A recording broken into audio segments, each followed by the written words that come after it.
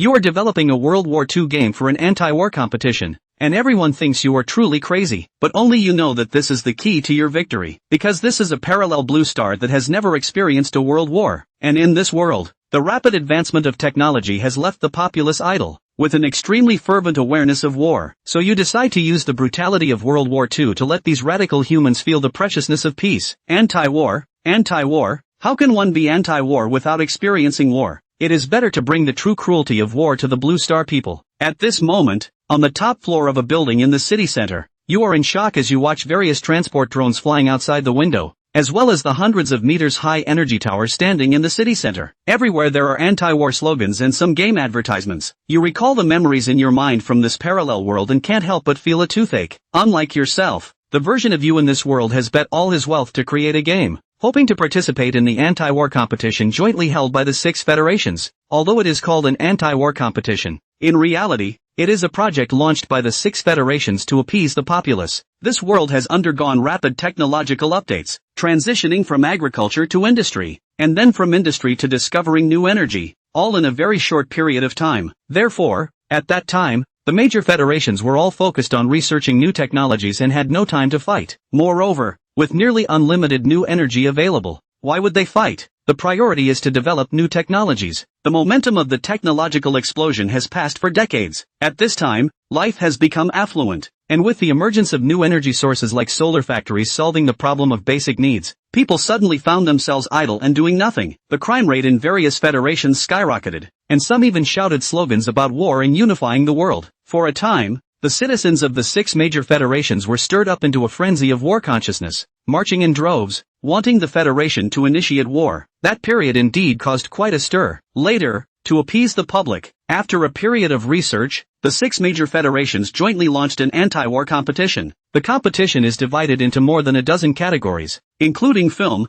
games, novels, dramas, and short plays. As long as you have an extraordinary imagination and genius creativity, you can create entries individually or collectively using the Federation's low-cost photon supercomputing clusters. The ranking of the entries is determined by public voting, and whoever wins the championship will receive unlimited honor and support. The anti-war competition has been held for over 300 years, with individuals or companies receiving unlimited honor every year. Whether it's a meteoric rise or further growth, it has now become an essential event in Blue Star every year. Contestants participate mainly to obtain the fixed support and prize money from the Federation. For major categories like film, games, and novels, the fixed prize is 1 billion Federation coins and a year of Federation promotion. The original participant was in the game category, aiming for the championship prize and a year of Federation promotion. The reason for confidently investing 60 million Federation coins is that he believes his idea is excellent, otherwise, he wouldn't have been able to attract another partner's investment. The original entity established a company, using part of the funds to purchase servers, while the rest was spent on the computing power of a photon supercomputer cluster. They hired some staff and took 8 months to create the game Cyber Blue Star 2077. The game tells the story of a future where Blue Star suffers a long-planned attack by terrorists,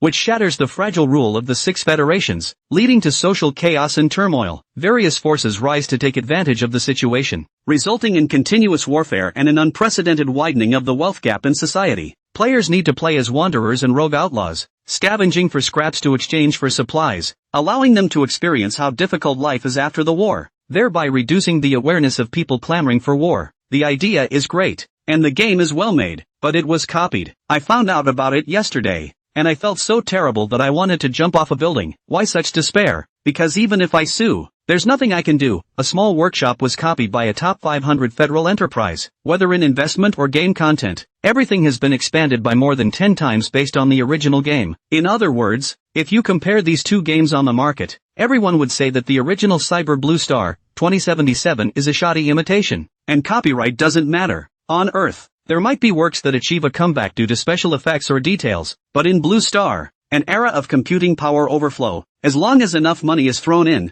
there is no effect that cannot be produced, being outplayed by someone with 10 times the funding. Once the original version is released, there will definitely be no way out. How can one not feel despair? You walk back to your desk, lean back in the boss's chair, and look at the time on the computer. There are 9 days left until the anti-war competition opens, and it's impossible to switch to the movie track. The registration has long since closed. Moreover, the company employees are all game developers, so making a movie is not realistic. If you want to turn things around, You must create a new game within 9 days to replace Cyber Blue Star 2077. However, Cyber Blue Star 2077 took the original team and a group of people 8 months to create. In order to build a vast worldview and a multiplayer online server, 60 million federal coins were almost completely consumed. And even the purchased Photon supercomputing cluster's computing power is running low. It is nearly impossible to create a new game for the competition. Besides, I'm just someone who makes movies and don't understand anything about games. In my previous life during university, I did hear my roommates discussing games like Battlefield and Black Myth,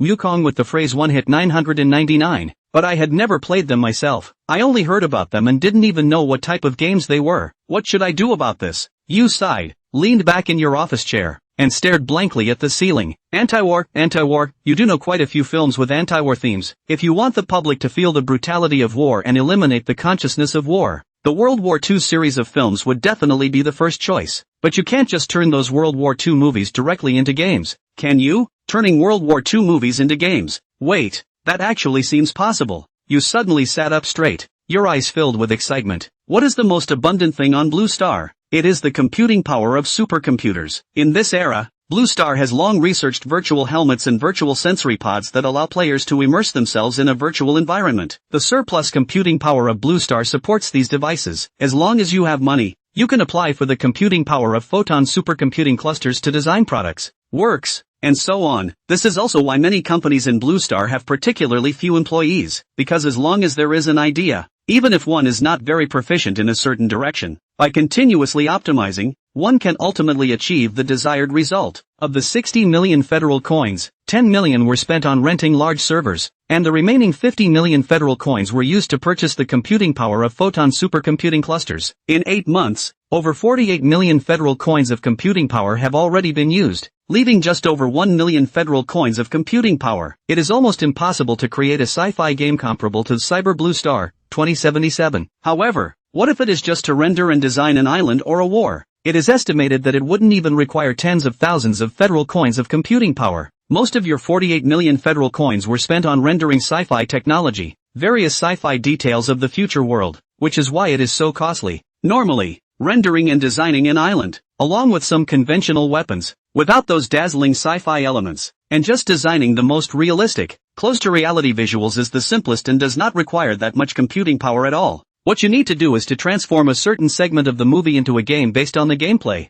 which makes it much simpler. There are so many movies about World War II on Earth, and many of them are brutally thought-provoking. The Blue Planet has not experienced a world war, and many things remain superficial, including the anti-war competitions of the 6 major federations, which are also meant to appease the public. Anti-war?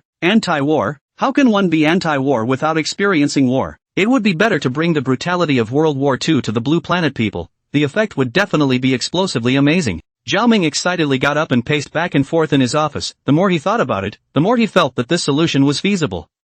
MD Labor is a genius. Now all that's missing is the World War II script. Which one to pick to make into a game? Ding! Detected the host triggering the keyword script. Earth's strongest director system activated. This system has an Earth database that can help the host become the strongest director on Earth. Database has been opened. Redeeming information requires emotional value. Emotional value needs to be obtained from others. All emotions such as anger, shock and admiration towards the host can be harvested. Please collect emotional value as soon as possible. Current emotional value, 572. The system? The sudden sound in his ears and the illusory panel floating in front of him confused Zhao Ming for a moment. Zhao Ming then had a happy face and hurriedly opened the so-called Earth databank and searched according to the prompts. Oh, man. Really all the information is there. Zhao Ming searched the shooting information of a movie, not only what the director was doing in a few minutes and seconds, what he did, and what he was thinking at that time, but even such details as how many cigarettes he smoked and how many people he cursed. It's so detailed and complete. This thing is thrown into the computing power allocated to the photonic supercomputing cluster, and the scenario is reproduced in minutes. Directly able to render it. Only. Zhao Ming suddenly thought of a key issue. System, does it have to be a movie? Is the game okay? He was now competing in the game classification, not the movie classification either, so he didn't know if he could reap the emotional value. Ding! Please note that this system is the Earth's strongest director system, designed to help the host become the strongest director. Can't you accommodate the accommodations? Sting. Can't. But this is the blue planet, not Earth. Tinkles. No, this is Earth. This system will not travel to the wrong world, absolutely not. You damn well missed it, didn't you? Ding. No. Zhao Ming's mouth twitched. Nima, your mouth is really hard. Zhao Ming also did not ink immediately opened the computer, searched out the history of Blue Star as well as naming, pointing to the screen. Come on, tell me. What are these two words called? Let's see how you're going to do it. The system was silent for 2 seconds. Ding. Earth. Zhao Ming had a question mark on his face. What did you say? Looking at the two words of Blue Star, the system you damn eyes open to say nonsense ah. Ding. Earth. Hiss. Zhao Ming sucked in a breath of cool air. Nima? The system's a little skinny, huh? Well, that's how it plays out, isn't it? Zhao Ming searched out Blue Star's anti-war competition area on his computer again, pointing to the words in the He Games category. You tell me, what are these two words called? Ding. Game. The corner of Zhao Ming's mouth curled up. No, the words are called movie. Please don't bowl the host. The most new small novel in 6ix9ine book bar first post. Now are you a Blue Star or am I a Blue Star? You have an Earth database, not a Blue Star database. Those two words in Blue Star, it's called a movie. You want to reap the emotional value too, don't you? Cooperation is the only way to win. So, what classification am I in? Zip information is being updated. Ding. The host is participating in an anti-war contest, movie category.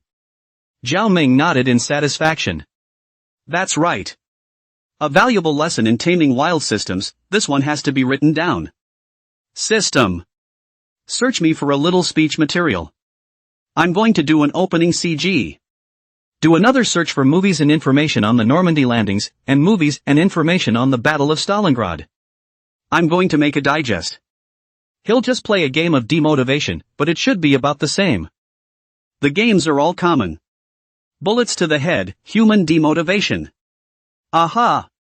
Nothing wrong with that. Ding. 500 emotional value is required to redeem speech materials. Redeeming the Normandy landing movie and materials requires 150,000 emotional values, and redeeming the Battle of Stalingrad movie and materials requires 280,000 emotional values. Current emotional value balance, 572. Brown. With that amount of emotional value, wouldn't that ing make an opening CG? What about the game? Emotional value gain needs to be related to yourself. Either, or. Make a scandal out of it? But who the hell knows him? Nobody reads gossip. Scratching his head, Zhao Ming looked at the system panel. No matter what, first have what the whole thing. System, redeem my speech materials first. As Zhao Ming's order was given, there was a lot more information in Zhao Ming's mind, and on the computer desktop in front of him, there was also an additional folder. Zhao Ming clicked on the folder and looked at it, and all the information was all there. Fantastic. Zhao Ming took a cursory look at the various versions, and there were even some selected netizen clips. Zhao Ming chose one and dragged it into the local server of the Photon supercomputing cluster.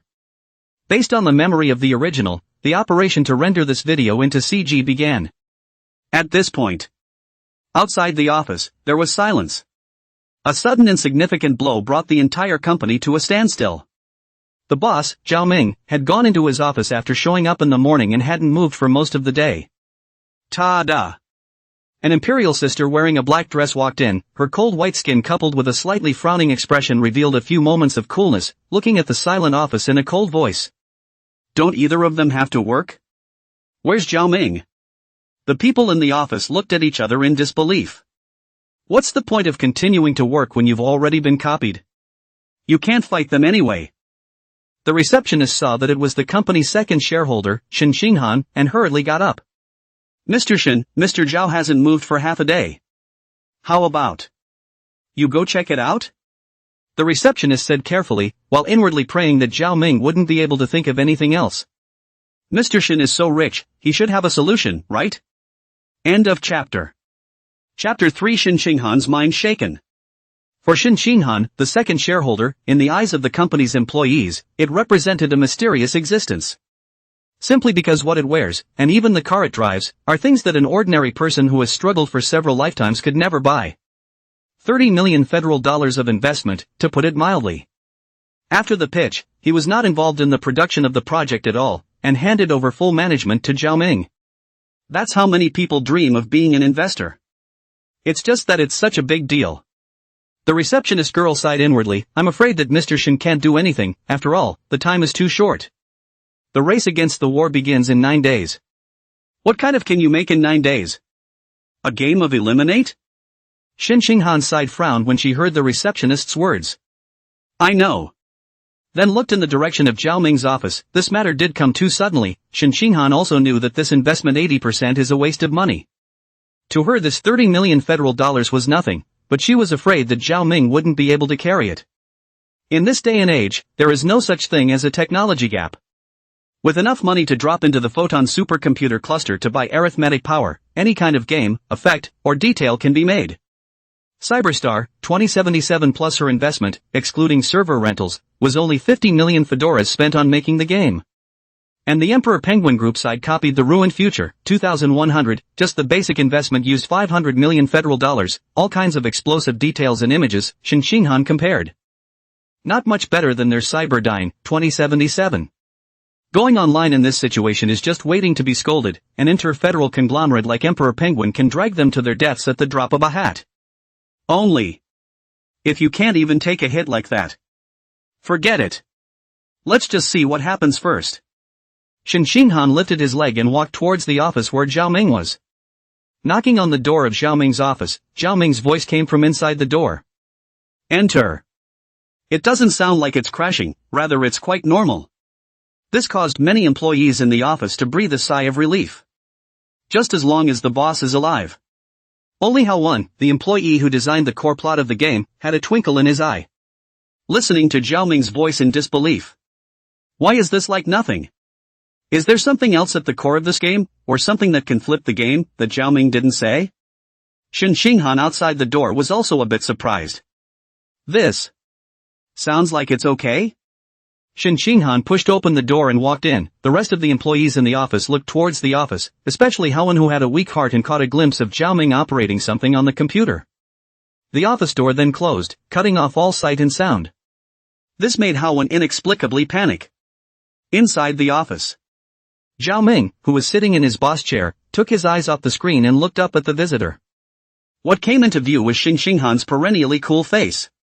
The memories about Shin Shin-han were turned over at once. Shin Shin-han. Zhao Ming was the president of the student union in college. It's 2 terms higher than Zhao Ming. Rumor has it that the family lineage is mysterious. No one knows exactly what kind. Anyway, there is no lack of money. There had been rumors of Shin Shin-han investing in some students when he was in school. Only the amounts are large and small. The original body would not have thought of looking for Shin Shin-han to invest if it hadn't been calculated that it was really too much worse. But to the surprise of the original, the process went very smoothly. The original body listed the design concepts and attractions of Cyberstar, 2077, and after explaining them to Shin Shin-han, it was easy to get an investment of $30 million. Until yesterday, everything was fine. Seeing Shin Shin-han walk in, Zhao Ming got up and gestured for him to sit at the sofa. Hokage. It's a gold master, you can't afford to slack off. Not to mention, half of the money paid out was Shin Shin-han's. Zhao Ming couldn't help but have a toothache just thinking about it. Zhao Ming walked over and sat down, pressing a button that was lit up on the coffee table, and there was a set of equipment inside the coffee table, ready to provide hot and cold drinks and the like. Soon 2 cups of coffee rose from the interior of the coffee table. Shin Shin-han nodded and swept her gaze around before looking at Zhao Ming. Was worried you wouldn't be able to take the hit. It looks like I was overly concerned. This kind of being copied by a large group and ending up in bankruptcy is common in this day and age, but there's not much that can be done about it. They just do it better than you and throw more money at it than you do. You're trying to encourage players to spam, and they're not even happy about it. I wonder how many entrepreneurs have jumped the gun. Now looking at Zhao Ming's relaxed appearance, Shin Shin-han put her heart down and became somewhat curious.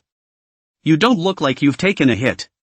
Is there any other hidden gameplay in Cyberstar, 2077 that hasn't been copied over from the Emperor Penguin group side? Aside from having any play that could flip the game, Shin Xinghan really couldn't think of how Zhao Ming was so calm. Zhao Ming, however, shook his head and shrugged indifferently. No. Cyberstar, 2077 is definitely scrapped and can't mess with the Emperor Penguin side when you take it out. Good to have the copyright in hand.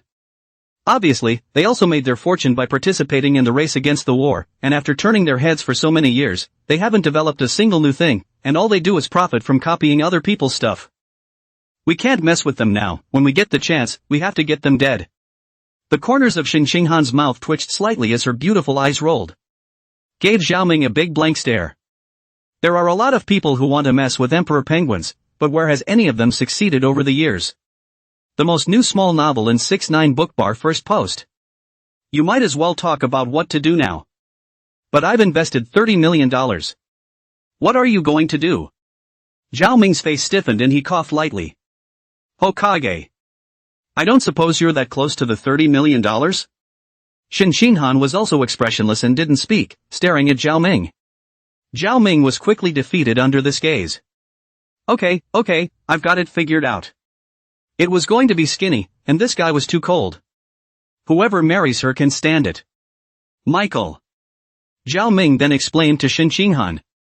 Cyberstar, 2077 is something I've thought about carefully, and it does attract a lot of attention, and it might even be able to get more placements. But games with this kind of novelty always pop up 2 times a year. Players get tired of playing for a while.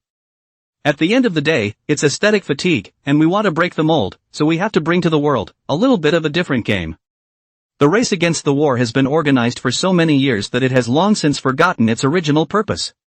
The purpose of race against the war is, of course, to be anti-war. And how do you fight back against the war? It's definitely a way for players to get involved and experience the brutality of war. So I decided to go in that direction. Develop a shooter with multiplayer online confrontation. Zhao Ming finished solemnly. Only a long silence was exchanged, and Shin Xinghan stared at Zhao Ming with a speechless face. Half a day later. No? Zhao Ming was a bit confused and nodded. Nope. Isn't that enough? Making a game out of a World War II movie allows players to experience what it's like to be cannon fodder, watching a comrade next to you get shot in the head, plasma collapsing all over you, and big holes in your stomach blasting intestines flowing all over the floor as you crawl around. Who expects war in this situation? The well number on Shin Xinghan's head throbbed, and he couldn't help but clench his fists. With your Thai idea, no one messed with it 200 years ago. Now it's all about using arithmetic to make a virtual world, what with mechs, starships, and even virtual mythological worlds with tens of billions of federal dollars invested in them. Who's going to play this corny gunfighting game? Hearing this, Zhao Ming understood and then opened his mouth to explain. It's not the same, mechs, battleships, myths, these are all fictional when put in reality, except for starships which are somewhat possible, and just that mode of mechs isn't suitable for combat. No one would be stupid enough to do that. Technology is advancing rapidly in this society nowadays, but policing still depends on the military and guns. And I made this game to give players the most realistic sense of experience.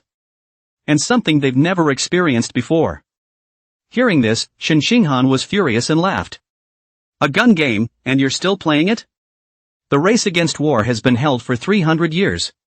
Gun games were played out for the first 100 years or so. What can you bring to the table that players haven't experienced before? Retro? Zhao Ming shook his head. No. Gazing straight into Shin Xinghan's eyes, inexplicably Shin Xinghan's heart trembled, and the corners of Zhao Ming's mouth curled up. It's war. War? These 2 words, like a heavy hammer, smashed into Shin Xinghan's mind. Preaching war at race against war? How dare he? End of chapter. Chapter 4, spend the rest of your life in federal prison. Shin Xinghan stared at Zhao Ming with wide eyes, shocked. Get a game of experiencing war in the race against war organized by the 6 federations. Will it catch fire? Needless to ask, it's sure to catch fire. After all, so engaged in Zhao Ming this is the only one, cannot fire. Even if it doesn't catch fire. Those good people who preach war fanatics, also of the strong support for Zhao Ming's game, can't wait to see the fun. But what happens after the fire? I'm afraid I'm going to be sent in. What's wrong with you? Shin Xinghan came back to his senses after a long time, his voice clenched his teeth. Are you crazy? Don't drag me with you if you want to die. She is the second shareholder of the company, the game went wrong, Zhao Ming into her cannot run, she is nothing, but I am afraid to implicate the family. There are people in all positions in the family, in case they do provoke the federal wrath. It may not be possible that the elders of the family are implicated, the Shin family's political opponents are also quite a lot, once because of this is the enemy to seize the political handle that the consequences are unimaginable, this is Shin Xinghan cannot be tolerated. No, decidedly not. Even if you lose all your money, you're not allowed to compete. The idea of preaching war is too dangerous. Zhao Ming looked at Shin Xinghan, who was as nervous as an enemy, and felt puzzled. It's just a game. What's the point? Thinking that he might not have explained himself clearly, Zhao Ming opened his mouth. It's not about preaching war, it's about letting players experience war. Shin Xinghan frowned. Is there a difference? The main purpose of Race Against the War was to pacify the population against the war. People's gunfighting games are all about confrontational competition, and you come up with a game that lets players experience war. Those war zealots aren't sure how to party yet. When the time comes for those war zealots to taunt the Federation, you'll be on the Federation's record by association. Zhao Ming looked odd and rubbed his chin. Carnival?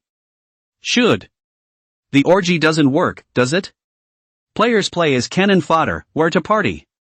However, Zhao Ming also understood where the difference in communication with Shin Xinghan's side was, the generation was from a different perspective. Zhao Ming thought about it and opened his mouth to explain. I'm making this game, and it might be a little different than you think. According to the thinking of normal people or those war zealots. If the war starts, I'll command 1,000 armies, I'll be the lucky one who doesn't die in 100 battles, I'll be the hero who kills countless enemies. That's right, isn't it? Shin Xinghan nodded as she listened and opened her mouth. Exactly. What's wrong? What's the problem? Isn't that what war is supposed to be about? A trace of doubt flashed in Shin Xinghan's eyes.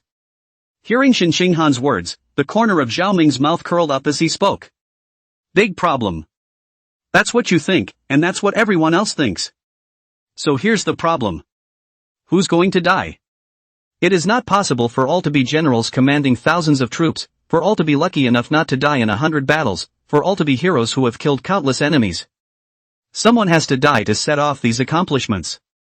Blue Star does not have a history of world war, for war can only stay in the surface fantasy, even if the 6 major federal borders occasionally friction conflict also try to suppress, in such a situation cannot understand the cruelty of war. The bullets are light, only 10 or 20 grams. But it's also heavy. Heavy enough that warhead of only a few grams is capable of destroying a child that a mother has raised for 18 years, destroying the breadwinner of the family, destroying a happy family of 3, and sending them away in vain. What I'm going to do is let players experience the brutality of war. And the cruelty of having one's own flesh and blood destroyed under fire. Only by understanding the cruelty of war will people resist it from the bottom of their hearts. How is this not anti-war? After hearing Zhao Ming's words, Shin Xinghan was greatly shocked. It was an angle that had never been envisioned. Past games are all about competition and rivalry, and there's no feeling at all when you die and resurrect. Really, according to this sophistry of Zhao Ming. It's also really kind of anti-war. After Shin Xinghan was silent for a moment, he took a deep breath and looked grave. If so, that does work, but is there enough time? 9 days to be able to make it? Although the idea was good, according to Shin Xinghan's understanding, no good game could be made in a few days except for the crude ones. Only 9 days until kickoff. Not enough time, is it? And actually, Zhao Ming is now missing is the emotional value, directly from the system to download the movie to intercept a clip, rendered into a game on the spot can be used, and even arithmetic does not need to use how much, set up a play and rules on the line. Zhao Ming's side spoke up. 9 days to make it is no problem, the game CG is pretty much done. Right now there's just a lack of attention. Gotta take the Imperial Penguin Group's copying of our game and add some other things to generate a wave of heat. It's best to get a lot of attention before the opener. In fact, Zhao Ming mainly wanted to get some emotion values, and had just researched it. Redeeming Normandy Landing, Battle of Stalingrad, these movies and materials, can easily be more than 100,000 or 200,000 emotional value. The game has not yet been released, where to get emotional value to go? But singling out textual information or a particular clip from a movie requires less emotional value. Just hype up the heat and spark a discussion about him. The mood value gain should be enough to redeem it. Shin Xinghan's side opened her mouth after hearing Zhao Ming's demand. I'll run the attention side. I'll get some water boys and just post it online. Zhao Ming nodded his head and spoke thoughtfully.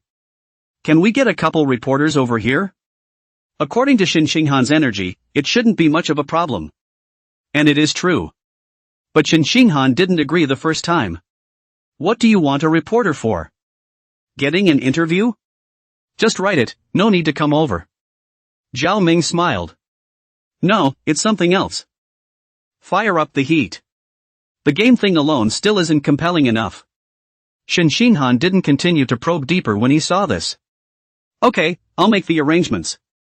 Is there still enough money? Zhao Ming opened his mouth. There's still over 1 million feds of arithmetic left, enough to make a game of it. Words. The corners of Shin Xinghan's mouth twitched. Over $1 million? Would that be a little too little? Are you sure you can dry out the Emperor Penguin side? That side spent $500 million to make the game even if they copied it. Zhao Ming waved his hand. The most new small novel in 6ix9ine book bar first post. That's all fancy and useless. I want to give players the most authentic experience possible, and $1 million is more than enough. I'll send you the game CG when it's done later. If there's no problem, just release it along the way while the hype builds. Shin Xinghan's side agreed to come down, plus himself is also a thunderous character. After Zhao Ming's side finished and made sure there were no problems, Shin Xinghan left to arrange for the water armies and reporters to come over. And after sending Shin Xinghan into the elevator, Zhao Ming walked back to the company and looked at the many employees in the office, one by one. Recalling the memories of the original body, Zhao Ming already had some leaks of suspects. As Zhao Ming's gaze swept over, the others were fine, only Hao Wen, who designed the core plot and gameplay of the game, had some dodging in his gaze. Seeing this, Zhao Ming also made sure of it. After all, there were not many people in the company, counting Zhao Ming himself there were only 9 people. Each person is responsible for one piece. There's voice acting, modeling, painting, and the only one who deals with the core mechanics of the game is Hao Wen. Though it can be pieced together through other aspects as well. But he was the most suspected, and with his averted gaze, no words were needed to say who the mole was. Originally, I didn't feel anything when I was just thinking about it in my office. But now after seeing this guy, I don't know if it's the original body's instincts or the fact that he was pitched over $50 million federal dollars down the drain. The fire in Zhao Ming's heart was rising. Maybe it has something to do with the original's resentment. Zhao Ming couldn't wait to kick this guy to death right now, but tried his best to suppress the fire and looked at the front desk Xiaowen and opened his mouth. Vivian, when a reporter comes by later, you'll lead me to my office. Hao Wen. Come to my office. Vivian, the company's receptionist, nodded. Okay, Mr. Cho. On Hao Wen's side, he was a little apprehensive, and in the inexplicable gazes of the crowd, he gritted his teeth and followed Zhao Ming's back, walking into Zhao Ming's office. Snap. The door closed. Inside the office. Zhao Ming closed the door and walked to the window, took 2 deep breaths of the cool wind blowing outside, but the fire in his heart still hadn't suppressed a bit, and it was really hard to calm down after just crossing the border and almost carrying tens of millions of dollars in debt. Zhao Ming turned around and looked at Hao Wen. Am I underpaying you? Hao Wen understood at once and clenched his teeth.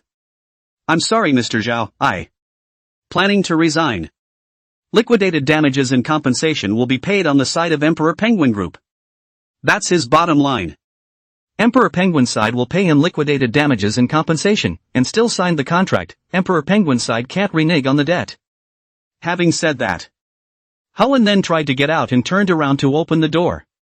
Seeing this, Zhao Ming lifted his hand and copied the vase on the desktop and rushed to the door in a few steps, looking at the terrified Hao Wen and lifting the vase in his hand.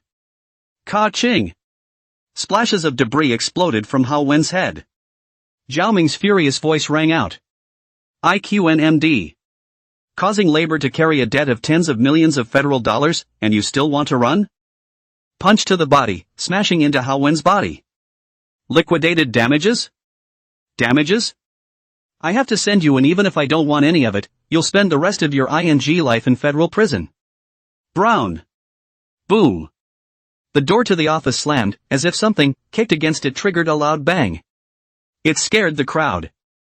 Just don't dare to go up and check it out either. Not much longer. The two reporters arranged by Shen Xinghan had then boarded the door and explained their intentions. The company's receptionist hurriedly led the two reporters to Zhao Ming's office door and knocked on the office door. Mr. Zhao, the reporter arranged by Mr. Shen is here. Zhao Ming's voice came. Come in. The two reporters were startled when they entered the room. House full of wreckage and a person covered in blood, lying on the ground struggling and rolling, looks like it was beaten badly, there is a knife on the ground, Zhao Ming is sitting on the sofa signaling the two to sit down.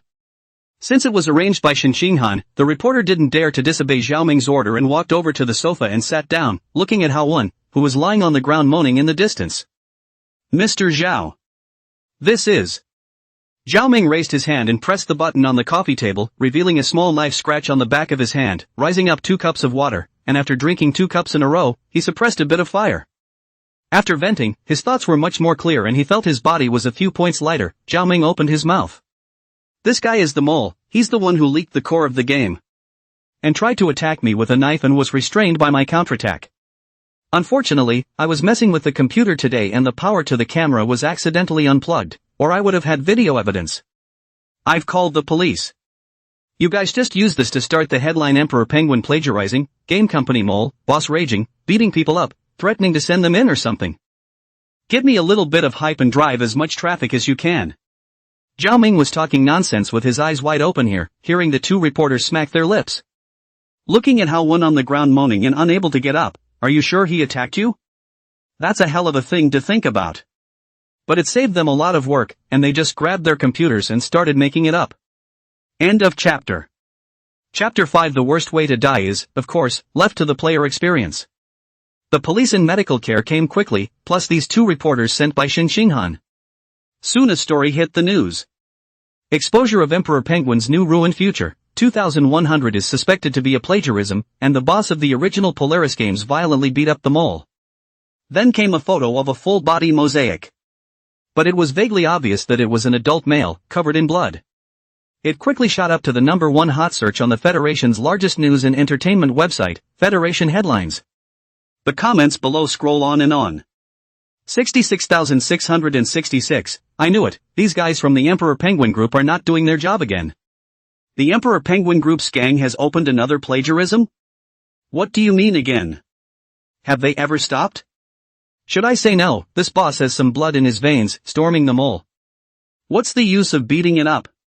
Strength is not good, waste of good ideas, might as well let Emperor Penguin Group to do it, people's strength is there, make something much better than the original.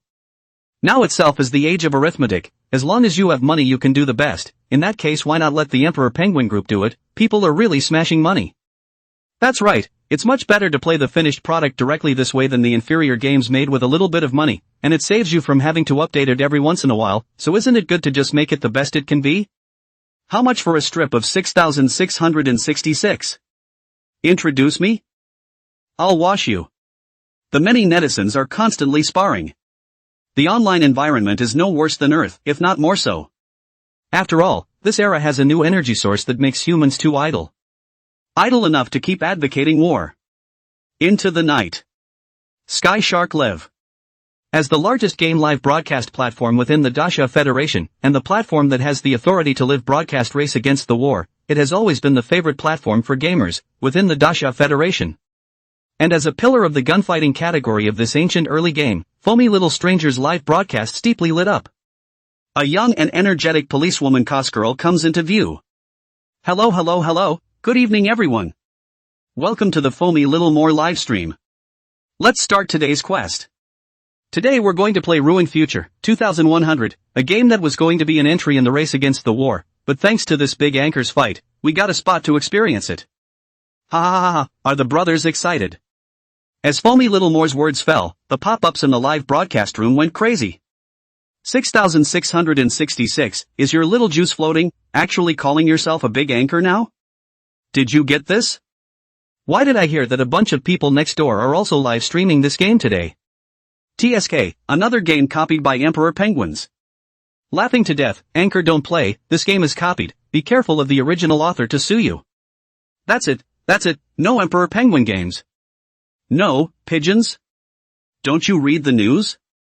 It's all over the headlines. This game is still on the air? Are you really not afraid of losing your honor?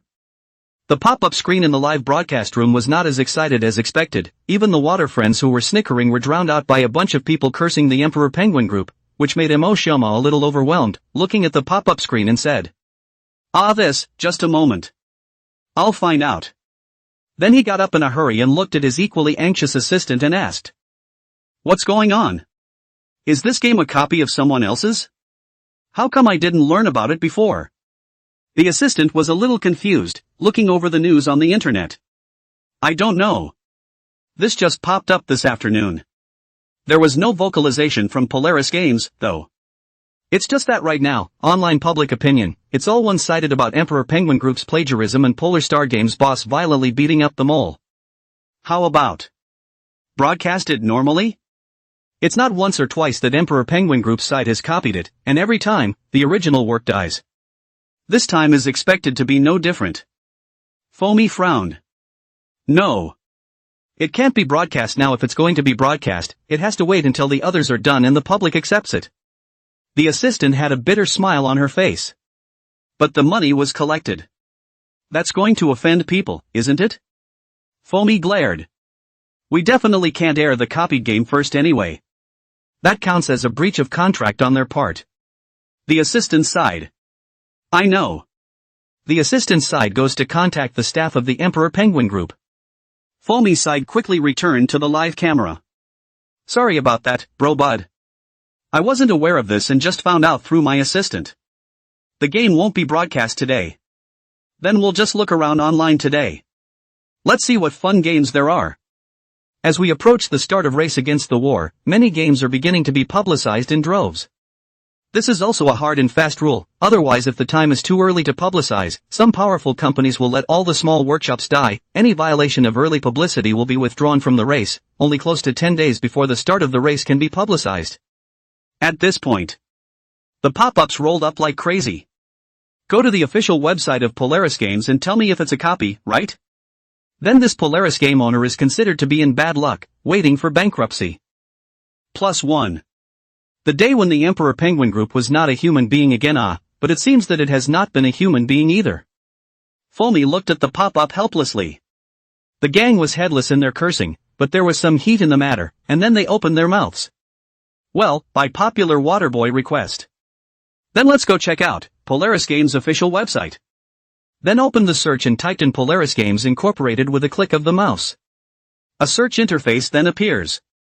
The first thing that comes into your eyes is the official website of Polaris Games, and when you click on it, a sci-fi future CG animation appears in front of you, and the picture goes from far to near, and the blue star has been turned into ruins. The city is dark, humans are combined with machinery, and the sci-fi flavor is strong. And that made Morpho resist smacking his lips. Brown. It's really copied. Since he's going to be live streaming, Morpho must have known about the game Ruined Future, 2100. The official website of Polaris Games, this CG is basically no different from Ruined Future, 2100, except that Emperor Penguin Group's Ruined Future, 2100 has a more beautiful and detailed picture, which is also the same old formula of Emperor Penguin Group. But that's not even covered up? Even the timing and angles of the transitions in the CG are basically the same. Emo-shoma more mentally mourned for the boss of Polar Star, being copied by the Emperor Penguin. He recognized his own bad luck. Suddenly, the CG that was playing on the official website of Polaris Games Company disappeared, and More was a bit surprised. The most new small novel in 6ix9ine Bookbar first post. Why is the video gone? Refreshed twice, still nothing.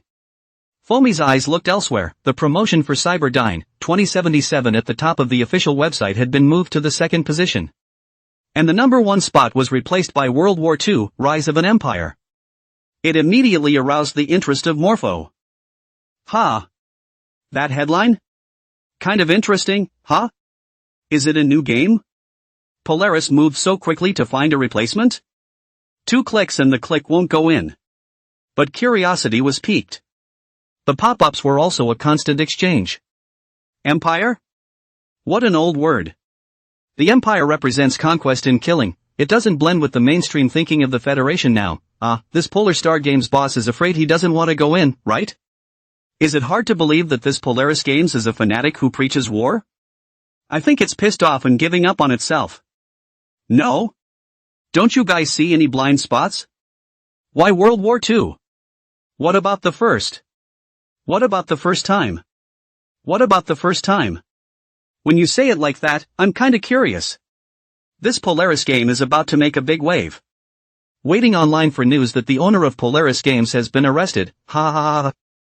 Curiosity is constantly aroused in the live broadcast room, whether it's the Second World War, or the rise of the Empire. It makes the water friends in the live broadcast room itchy, just dry, and anxious, can't do anything. There is no news at all from the Polaris side. The official Polaris website was also quickly made known to the netizens, and many of them came to punch in. The heat quickly took over the federal headlines for the hot search. And at this point, let a bunch of netizens scratch their heads at Zhao Ming. Was in his office, drumming away with a virtual headset. After an afternoon of publicity, many people knew about his company and provided quite a bit of emotional value. Zhao Ming first redeemed out a video of the Normandy landing, and then rendered it using the purchased arithmetic power of the Photon supercomputing cluster. Now that that clip has been made into a virtual game, linked into a virtual headset, it's just a matter of experimenting. Based on the memories in his mind, Zhao Ming put on his helmet and pressed the button. The eyes went black, and then when they lit up again, the reflection was already on top of the punch bowl. An endless sea. All around them were warships and assault boats, and the sky was filled with airplanes whizzing toward the islands ahead. The roar of the punch bowl filled his ears.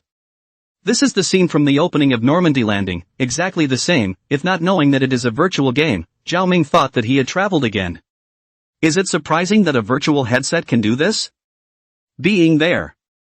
Wouldn't that make a game out of all of Earth's movies? It's a feeling you can't experience on Earth. The swaying of the submarine, the waves of the sea, the crush of the surrounding GIs, the wet and salty scent brought by the seawater were all so real. Zhao Ming twisted his arm, and the pain that was much weaker than reality came through. Hiss. A little something. This is still just a virtual helmet, according to the memory in Zhao Ming's mind. That kind of virtual body capsule is even more capable of simulating 100% simulation. Think about it.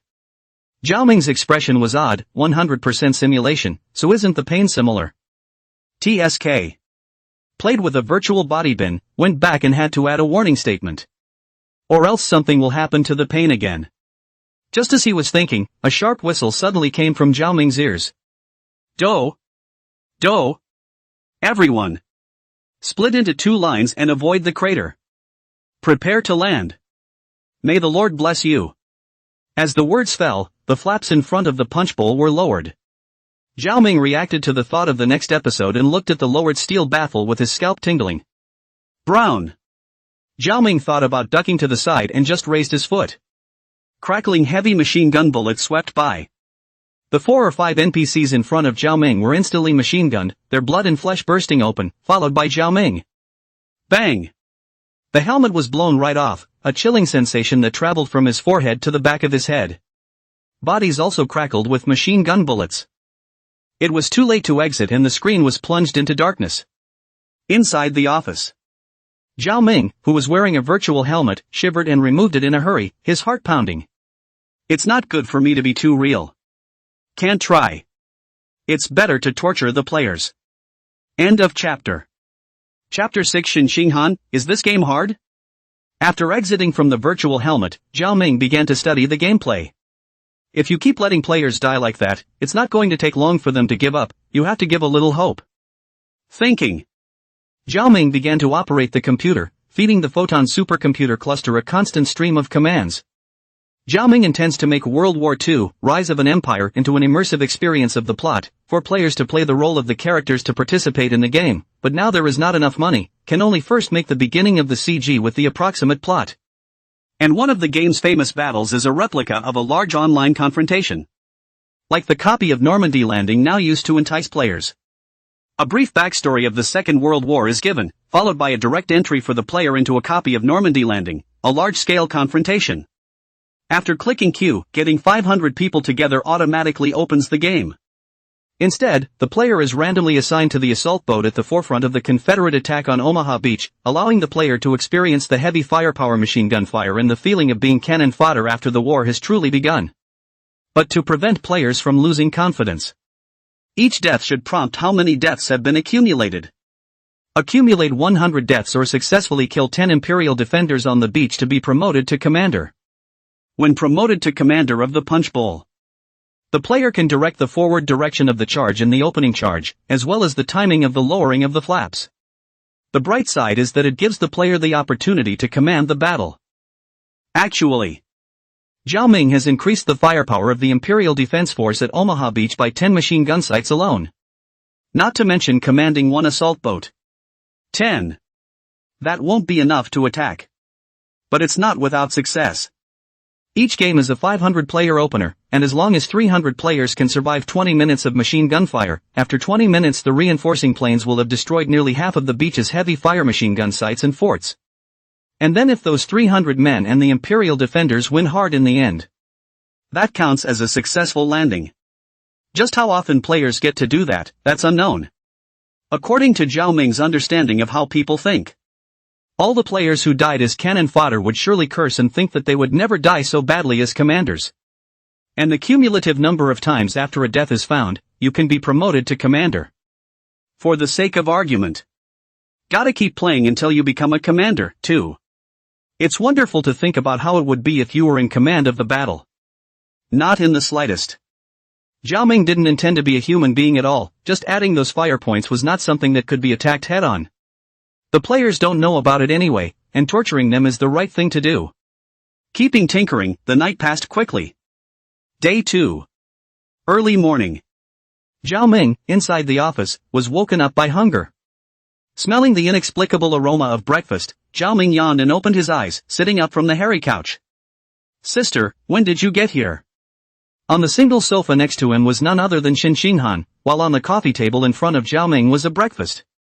Zhao Ming wasn't polite and picked up his chopsticks and started eating. Xinxinghan's side spoke up. Just arrived a little while ago. Did you get this all last night? Looking at Zhao Ming, who looked as normal, Xinxinghan was somewhat impressed. That's a lot of mental strength. Totally surprised that Zhao Ming looked well-mannered. I can actually break bones. After those 2 reporters reported back to her yesterday, she was a little disbelieving. But that mole's injuries can't be faked. There's no one else who has the leisure to make a game after beating someone up. Zhao Ming nodded his head as he sipped his porridge. Aha! It's been all night, and I finally got it almost right. Go back and get the details. It can be made before kickoff. There was some skepticism and surprise in Xinxinghan's eyes. A game made in one night. Is this playable? It wasn't that Xinxinghan was skeptical, but it was also too fast. An afternoon plus an evening. It's only 12 hours full. That's it? Zhao Ming nodded and spoke. Sure. The most new small novel in 6ix9ine book bar first post. Want to experience it, if you don't mind. My virtual helmet is on my desk. You can experience it. Xinxinghan twisted his head to look. The desk did put a virtual helmet, and did not think much, got up and walked over to pick up the virtual helmet and walked back to the sofa to put it on. Xinxinghan's eyes lit up, and then the virtual desktop appeared. Looking at the gun icon called World War II, Rise of an Empire, Xinxinghan made a thought. The screen flickered. The scene changes and has entered the punch bowl. A roar came from his ears. Xinxinghan looked up. An airplane in the sky, of a model that looked ancient, was rushing in the direction in which the punch bowl was advancing. Himself was now on the deck. A military uniform holding a gun in his hand that has been obsolete in reality for a long time. Xinxinghan picked up the firearm and operated it, nodding. The details are not bad. No one has used this ancient firearm for many years. Instead, it could attract a wave of nostalgic players. After all, now that we're so used to big fish and meat mecha starships games, it's excellent to eat wild food once in a while. Xinxinghan twisted his head and looked around. They were all NPCs, except that these NPCs did everything. There were smoking, praying, and kissing crosses to break their hearts. There were others that were out of control and threw up in the punch bowl. This caused Xinxinghan to frown as he watched. She wasn't seasick, and she was able to keep her balance on this wobbly punch bowl. It's just that the image was kind of disgusting. What's the point of making something like this so real? Out of sight, out of mind, Xinxinghan twisted his head away. A quest then surfaced in front of him. Main mission, capture Omaha Beach. Mission reward, promoted to commander can become the officer in command of the charge boat at the beginning of each game. Shin Shinghan also understood when he saw this. Capture a beach? Seeing that there were too many people at the front, Shin Shinghan did not go forward to squeeze the NPCs, but at the edge of the rushing boat, poked his head out to look at the beach. The beach was covered with steel barriers and many forts. The airplanes of his side were continuously bombing the beach, providing fire suppression for the assault boats. Shin Shinghan turned his head to look around. There were at least hundreds of assault boats around, rushing towards the beach at the same time. Shin Shinghan also had a bottom in his heart, and then looked at the beach, his eyes constantly moving to find the best place to land. Shin Shinghan was still confident in his marksmanship. If you lead these NPCs to capture the beach, you win. With so many steel rejects, it could be used as a bunker. The game doesn't look too hard, it's just very retro. End of chapter. Chapter 7, Red Worm's Shin Shinghan, Garbage Game. Shin Shinghan didn't take this ancient gunfighting game to heart. She didn't play many games, but competitive games had been played for a while in college, with super difficult mecha battles that had her winning college leagues.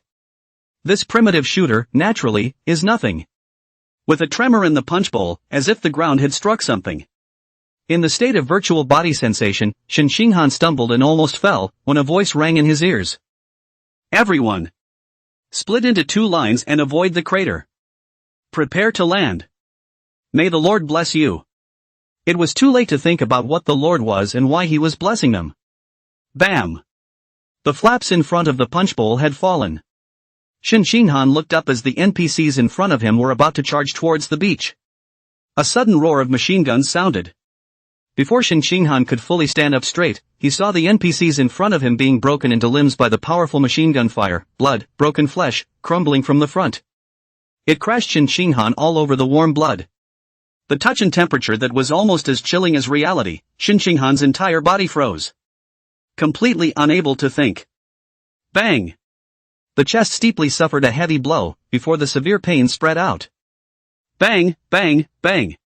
Shin Shinghan's body blossomed with blood everywhere. The thoughts in her head did not serve any purpose. It was too late to move. A series of machine gun bullets hit her body.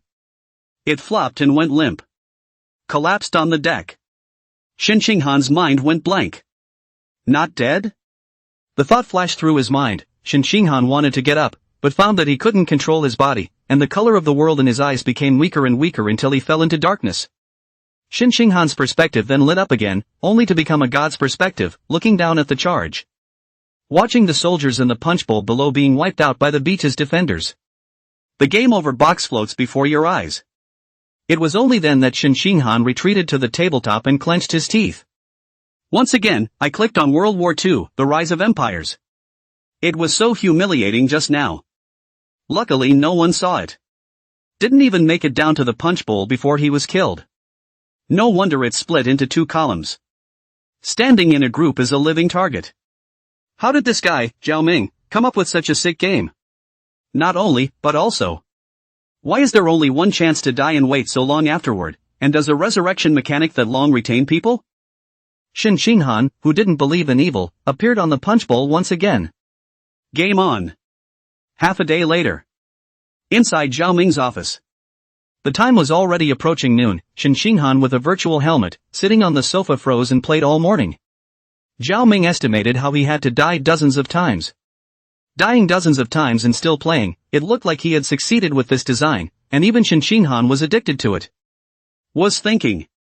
Shin Shinghan on the sofa moved, raised his hand to pick up the virtual helmet on his head, and slammed it down hard on the floor. Zhao Ming. Pissed off. Played it over 40 times and froze, not once surviving more than 3 minutes. There were even 2 occasions where I fell overboard and couldn't swim up and drowned. Just outrageous. What a tie difficulty. Shin Shinghan gritted her teeth and stood up to angrily stare at Zhao Ming at his desk. Zhao Ming coughed lightly. What is it, schoolmarm? Shin Shinghan gritted his teeth. What a tie game this is. This game has a pass option, huh? I've died 40 times. This game is crushingly impossible to land successfully. Zhao Ming coughed lightly twice. But you've been playing all morning, senior sister, doesn't that show the success of this game? Shin Shinghan's breath stuttered. I was. That's not convinced, so time and time again she opens the game. It's not the same. Zhao Ming said with a smile. Where's the difference? In fact, it is just not convinced. Not only you think so, other players play on, certainly also think so. Everyone thinks so, and the game isn't on fire. Listening to Zhao Ming's crooked reasoning, Xin Xinghan's head was bursting and buzzing, but she couldn't say anything to refute it, so she could only open her mouth and say, even if this is the right way, isn't that game difficulty too strong? And why can't you be resurrected after death? It has to be the end of this game. The most new small novel in 6ix9ine Bookbar first post. There are still bullets sweeping in that effect movement. These. Zhao Ming opened his mouth. All of this makes sense, doesn't it? Xin Xinghan gritted her teeth. Where's the sense in that? The gameplay experience is so bad with this setup. There will definitely be player protests. There are no revivals, and physical injuries can also affect movement. It's hard to imagine this as a gunplay game. Shouldn't this real-time feedback be one of those big survival games? In this kind of game combat with guns, physical injuries can affect movement and literally kill you. Zhao Ming shook his head and spoke. No, that's what's real and makes the most sense. This why game doesn't really have a data panel with a death count to speak of. Because in reality there is only one life. There's no other game where there's a setting for random resurrection after death. It's making players value life. And many people will fantasize about how to command thousands of troops on the battlefield once war comes, make a big splash, and beat the enemy to a pulp. Xin Xinghan's face flushed. I feel like I'm talking about her. Not to mention, before she died the first time, she was working on how to land on the beach and which direction to take the enemy's fire points, and as a result, she died 40 times and hadn't yet stormed the beach. Those thoughts were all for naught. Now that I think about it, those thoughts are ridiculous. Zhao Ming, on the other hand, did not pay attention to Xin Xinghan's expression and continued to speak. But reality is often boneheaded. The vast majority of people, they're just going to be cannon fodder. It's the kind that's on the punch bowl. It's about players experiencing that brutality, recognizing the reality and knowing that they are nothing more than cannon fodder. This way. Who expects war? Doesn't that serve the purpose of being anti-war? Very much in line with the core requirements of race against the war. Xin Xinghan's eyebrows were slightly wrinkled, surprisingly unable to refute. After thinking, he opened his mouth. Then the game's pain, as well as the action, isn't adjusted. It's not even easy to land on the beach in a complete state, and if you get your arms and legs broken, you're basically waiting to die. Zhao Ming shrugged and opened his mouth. There's only one life, and only one pair of arms and legs. This virtual helmet scans the player's body data to generate the body. To make the player experience more enjoyable. I also purposely augmented the scans.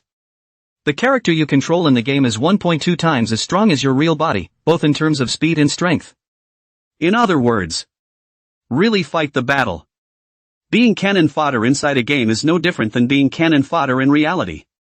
I'm the one who is genuinely looking out for the players and making the game with all my heart. End of chapter. Chapter 8. A copy of the National War, Blitzkrieg Poland, with the player, of course, playing the role of Poland. Xin Xinghan's eyebrows jumped straight up. Looking at Zhao Ming, he looked like he was doing the player a favor. If she hadn't played it, she would have bought into this guy's bull. But it has to be said.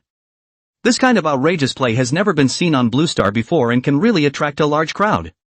Especially since it also inspires defiance in the player's mind. Even she was angry and played all morning.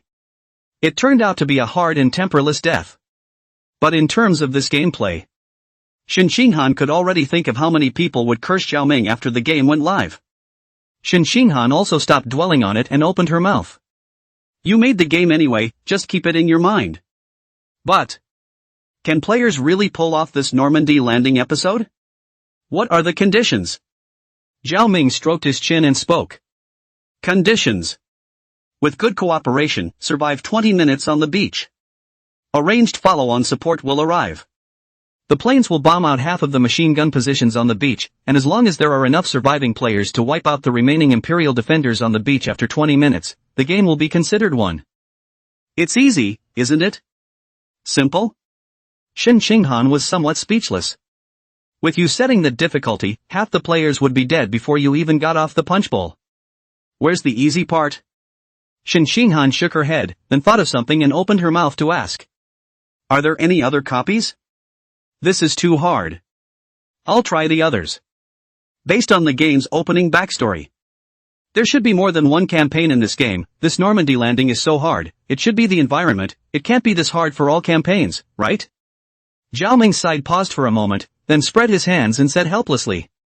Nope. It's good enough to make this one copy plus the various rules in one night. I'm going to continue to optimize this copy over the next few days, as well as see if there are any loopholes. Subsequent copies, as well as game content, will have to depend on the results after release. This current copy is difficult enough to torture. No. Let the players raid for a while. It wasn't that Zhao Ming didn't want to do it. Rather, there is really no emotional value.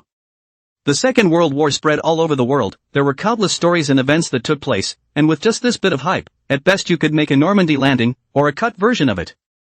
Go back and wait for the game to go live and reap the benefits of more emotions worth catching the updates and perfecting the game. Zhao Ming's idea is to make part of the storyline an immersive experience based on the timeline, and part of the large-scale battles into a copy such as the Normandy landing, the Battle of Stalingrad, and so on. Holidays can also be updated with large national war replicas such as Blitzkrieg Poland, Defense of Berlin, etc. that all players can participate in. Allow players to take on the role of Polish soldiers resisting an Imperial invasion or Imperial soldiers defending the capital city of Berlin. It's exciting to think about. The corners of Zhao Ming's mouth involuntarily revealed a smile. Looking at Zhao Ming's smile, Shen Xinghan inexplicably felt a wave of malice. What kind of nasty things did this guy have in mind to show such an evil smile? Since there are no other copies. Keep doing it then, but forget about this game. It kind of exploits race against the war, though. But there's no problem with hardcore anti-war games. The central idea, after all, is to allow players to experience the brutality of war and thus to be anti-war. It's got to be packaged though. And by the way, get some gimmicks to draw the attention of the public. You send me what you've been able to put together so far, and I'll get a team to package it. You get a countdown on the official website. Wait until after the opening game to release the game, otherwise it's easy for some parents to report it down. Zhao Ming had no objections. Okay. I'll send you a package of the current main game thread, as well as the main body of the game and the CG in a bit. Shen Xinghan's energy is much greater than his own, the people she found and the team packaging is certainly not a problem, the game on the shelves is not a problem, then the game is left to optimize. Zhao Ming pondered how to optimize it. Shen Xinghan's side spoke up. Right. Cyberstar 2077 is still going to continue to do it well. If it continues to do it, the subsequent innovative gameplay and copyright must be clutched in the hand.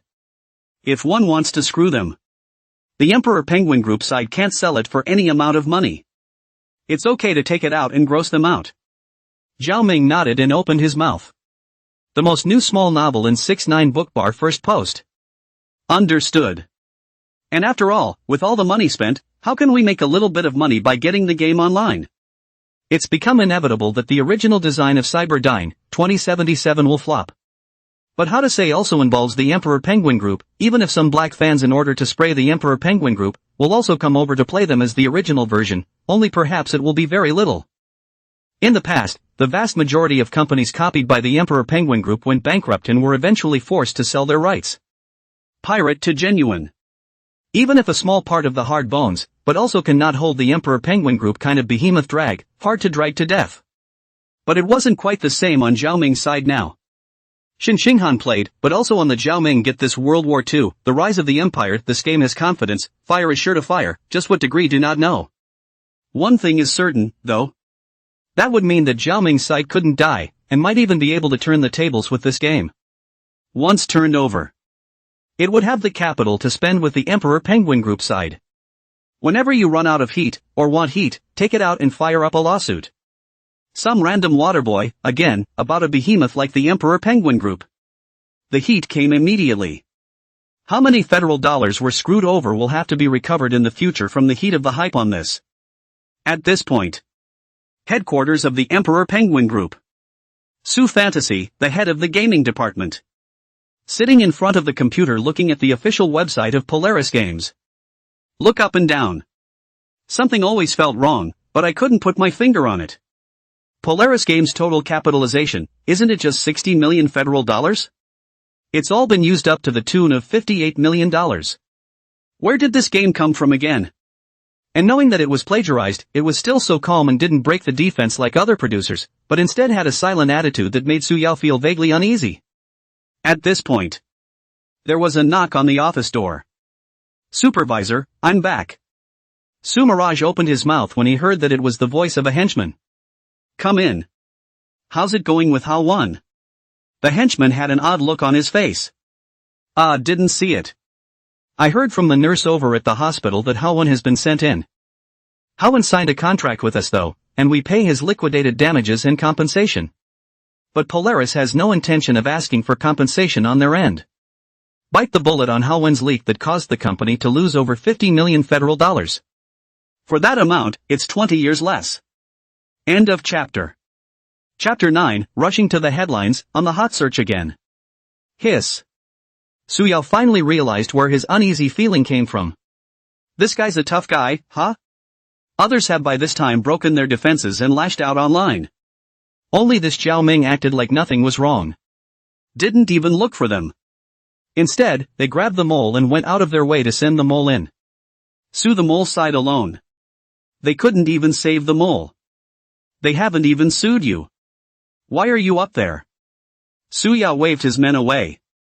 Looking at the official website of Polaris Games on this computer. What's this guy got going for him, anyway? It's hard to think of a better idea made into a game than Cyberdyne, 2077. Su Hui's concern was not unreasonable. Usually this kind of pulls out everything and fights hard. Either that or they are amateurs and end up dying a horrible death. Either that or they are geniuses who end up wowing the world. Obviously. This Zhao Ming doesn't look like the first one, if it's the second one. Once this guy's new game wins at Race Against the War, it's going to be a problem. The Race Against the War rewards the winning entries with a year's worth of publicity support so strong that even a Fortune 500 company like Emperor Penguin can't do anything about it. After all, it was a tournament jointly organized by the 6 federations. How about they are just a business, how can they afford to fight the feds? In case a year passes, Polaris Games survives. Or to keep coming after the Emperor Penguin Group within a year of getting federal support for propaganda, that's pretty disturbing too. It's not like we haven't run into this before. That's why the group learned the hard way at the back and invested more directly. Whichever game it decides to emulate is going to be 10 times more invested than the original, making the original a straight-up punt that can't be rolled over when it comes to participating in Race Against the War. Unable to obtain the support of the Federation, it was naturally impossible to spend time with the Emperor Penguin Group. But now. Su Hui frowned and called for his men. You go find out where Hao Wan is being held now. Go to him and ask if Zhao Ming said anything useful when he did it, or if he saw anything. It's too quiet over here at Polaris, something's not right. Send a few more people and keep an eye on Polaris Games. Try to reach out to other employees. Let's see if we can find out what kind of game their boss, Zhao Ming, is making right now, and roughly what type. Go. Just from the name of the official website, it also seems to be similar to Cyberdyne, 2077, except World War II? Is it hard to believe that it's the world of Cyberdyne, 2077, the follow-up? War in the Interstellar Age? If so, it does attract a lot of people. But ultimately there is only one name. Su Hui just thought for half a day and didn't analyze it, so he could only start with the employees of Polaris. As soon as the henchman's side heard this, his expression was also grave. Understood. I'll make the arrangements. He hurriedly went out to arrange for manpower and pulled out the information originally collected on the employees of Polaris Gaming Company, preparing to continue the rebellion. Into the night. Skyshark Live, Gaming Zone. Foamy Little Strangers livestream. Bromo, how about this 127 wave? Tap to follow if you like. Anchor 1 through 10 in the next inning. This is drifting? Laughing at the death of the everyday foamy little stranger who floats up. Sniper team in position. Time to hunt. Anchor waiting to die. Looks good, Anchor where to get this game. Female players can play like this? It can't be a male-female, right? Hissing. Does that make sense? The Anchor is a male girly? Even more exciting. Seeing the pop-ups floating by gradually distorting the building, Morrison reddened. The Anchor is female. Female. Discrimination against female players. By the way, this game is available on the Sky Shark platform, and the name of the game is. Seamlessly switching between the foamy little strangers, it instantly caused ridicule in the broadcast room. 6,666, that's on advertisement. No? Don't you want to prove it? What kind of advertisement? Right. Prove it. Just cost the groupie goddess. Upstairs, you're overthinking it. Little Foamy has the heart but not the strength, not that condition Goddess of the Stars is 36G, and more is an airplane. 2 Taeing. Hey, this is naked ridicule, can't stand it, Maury. Looking at the pop-ups that floated by, Morrison was in tears and looked down. Is he really that small? I got a glimpse of the stomach. Let it be. Suddenly. The most new small novel in 6ix9ine book bar first post. 10 superstarships floated across the airwaves, 1 superstarship is $5,000 federal, 10 is $50,000 federal. Morrison's eyes widened and she cried out in excitement. Thank you, Polaris Games Zhao Ming, for sending 10 rounds of superstarship. Thank you, Boss Zhao Ming. Wish boss huh? Polaris Games? Looking at the name, Polar Star Games Zhao Ming, Moxie Xiao more instantly remembered. Isn't this the same company that did Cyberdyne, 2077? I think the owner's name is Zhao Ming. I even looked at their official website myself yesterday. One day. She should have remembered correctly. Yesterday, I saw that their official website was about to launch a new game, so it's hard to find yourself promoting it? At this point. Gorgeous frames floated by on the pop-ups. Polaris Games Zhao Ming, you're welcome, there's no playing a pirated version, it's what you deserve. In a few days the opening of Race Against the War, we'll be inviting a group of anchors to experience the new game, is there any interest? Foamy's eyes lit up. There's something interesting about this boss of this Polaris Games company. There must be a bit of something, when the time comes, there should be less heat, Foam Xiao more immediately agreed. No problem, boss. I'll have my assistant privy you. Gorgeous framed pop-ups float by. Polaris Games Zhao Ming, okay. It then exited the live feed. Foamy Little More couldn't help but say the same. That's the boss. Brush it off and go, check it out. It must be my sincerity that moved the boss. Ha ha ha ha ha ha. Pop-ups floated up. Die laughing, don't be narcissistic, this boss has painted all the gaming areas, you're the last one. That's right, it seems like all the anchors who didn't broadcast Ruin Future, 2100 yesterday received bounties from Super Starship. This boss is going to be disgusting, the anchor who broadcast Ruin Future, 2100 yesterday also received a bounty, but the boss is topping off the special effects of the Supreme Aura with a bounty of free fish food. That's really good, the Supreme Aura has special effects just by talking, right? That's right, normal delivery of fish food won't have special effects, but people that are spending millions of federal dollars to obtain the Supreme Aura, rewarding fish food will float supreme special effects. Is there a recorded screen? Suddenly I want to see those anchors' wonderful expressions, ha ha ha ha ha. You don't say, someone really edited it, already uploaded it on the short video platform, and it's on the hot search. It's really on the hot search? This boss is good at marketing. And at this point. Inside Polaris Games. Zhao Ming leaned back in his boss chair, sliding his phone, and quickly found another competitive game anchor, and looking at his live record, he didn't broadcast Ruin Future, 2100, a plagiarized game. Swish, swish, swish. A few rounds of super starships were swiped. The 5 million federal coins that Shin Xinghan had just called over in the afternoon had been swiped out halfway through this small half-day. But the effect is also great. Sky Shark live broadcast suddenly appeared Mysterious Tycoon. 2 hours to brush out more than 2 million things, has been on the 5th place of the federal headlines, and click in to see. There are already many people in the comments below, who have started to say who this mystery dirtbag is. After all, Zhao Ming's name wasn't covered up, it was directly, Polar Star Games Zhao Ming, and with Emperor Penguin Group's plagiarism, the netizens who didn't mind the big deal were already getting excited.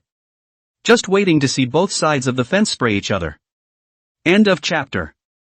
Chapter 10, You're the one who's more immoral. Why did the owner of hashtag Polaris Gaming surprise Skyshark Gaming live and angrily swipe millions of feds in 2 hours? Hashtag ruined future, 2100 suspected of plagiarism? Hashtag Polaris new game, coming soon to all major platforms. Hashtag Hashtag in response to the game being plagiarized, the owner of Polaris Games speaks out hashtag. It's late at night. The Emperor Penguin Group, on the other hand, is still brightly lit, especially in the gaming department. Supervisor Su Yao looked at a hot search face ugly. Fear of what will come. I was afraid that the owner of this Polaris Games company was a roller, and it turned out to be true. Not a word about the Emperor Penguin Group. But not a word about the Emperor Penguin Group. Su Yao can already think of how many hot searches this guy had to make to attract attention before the opening match. And the other guy swiped millions of Fedora gifts in one night. The live circle on the Dasha Federation site exploded. From this can also be seen, Polaris Games side is not lack of money, because from Su Yao's understanding, Polaris company home base on the $60 million federal dollars, are consumed almost, this sudden extra millions of federal dollars. It can only be that the gaming partners over there are fully supporting Zhao Ming. Cyberdyne 2077 is already wasted.